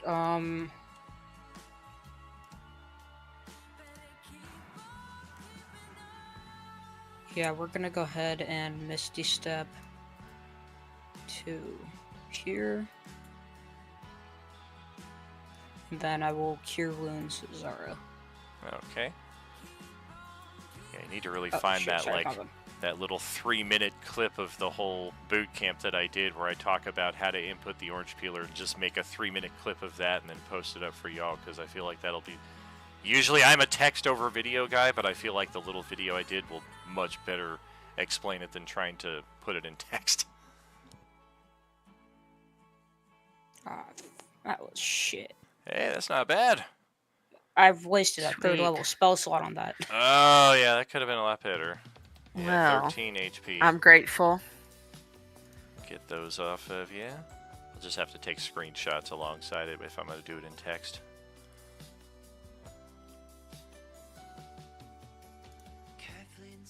Wow, look at that door just opening magically by itself. Yeah, checking totally on over your purpose. 6. Shut up. That was me, bitch! And then I'm going to go ahead and Oh, look at that one! run into here, and that will be my turn. Okay. And did I? I did! Wow, I guess we might run into this every so often, but I forgot to put a door right here. Well, I whatever. figured that was like a hallway or something. It is. It's a door leading Yeah. into a hallway, but it's one of those weird ones where the door is probably made of glass and you'd be able to see through it. Okay. But whatever. Lord knows I put like close to 200 doors on this map. I might have missed one here or there.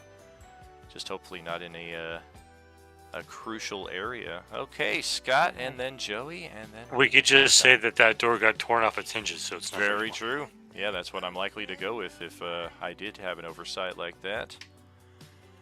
Okay, Scotty, we've got a loose flank here already, so yeah, we're gonna bust out the serrated knife and Rambo this thing to the tune of 6 damage. Joey will break out Marcel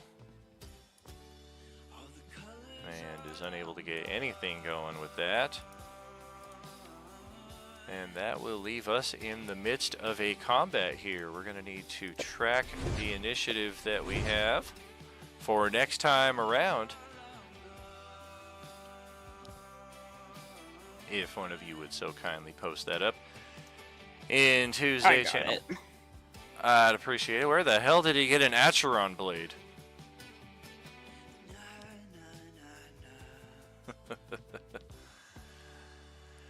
Great stuff here Tuesday. It's one of We the have, options I can buy. Gotcha. I was just testing it out to see what kind of damage it would do if I wanted to buy it. I hear you. That is one important thing when adding any items, even though I have opened up the between session mercantile. For those, kindly post what it is that has been purchased and how much was spent on it in the corresponding channel, because a lot of players like to be mysterious and devious and wait like 4 or 5 sessions later and then just drop a magic item on me and be like, oh yeah, I bought that like 3 months ago. And I'm like, well, to me, you just bought it right now because you never told me anything about it. Where do you want to post? Where do you want us to post it? In the corresponding channel for the merchant, whether it is Morlander or in this case it would be Vorn Aenor's shop. The turn order is posted if you want to close out of this. Beautiful. Yes, we see that Monday crew is on level 1 of the mall. Tuesday crew is handling level 2. And Sunday G2, conveniently removed from all of this, but still in the same field of play. They are in Laughlin. They will eventually make their way to Las Vegas. And they will eventually run into a certain dwarf who was prophesied during tonight's session. That'll be their little fun way of linking all of these elements of the coalescence together. Before we conclude Chapter 4 here, probably another 3 sessions maybe? For each table, 8 or 9 sessions I'm thinking for each of you before we close this out. Around the end of November, we'll be taking December off, of course, for our game break, holidays, all that stuff. We'll be back in January of 25. It seems like a long ways away, but that'll be here before we know it, as we are well aware. Thank you, as always, for an amazing session here on Tuesday tonight. And we will see you next time around in 2 weeks. Our next stream for this week is Thursday night, as the first day of the rest part 3 continues. Our Wednesday and Thursday teams have already begun clearing out the home base for the feudal Waterdeep side of things, much like our Monday and Tuesday crew are doing here at the mall. So we'll see what Thursday has to contribute to that effort here this week. Thanks again, friends. As always, there is no RU without you. We'll see you next time, friends. Definitely good session. A lot of fun. Thanks. See y'all next time. Alright, later. Well, Bye, y'all. I'm glad I didn't buy that Acheron blade. It only does like 4 damage. Ugh. Yeah, that one had been good.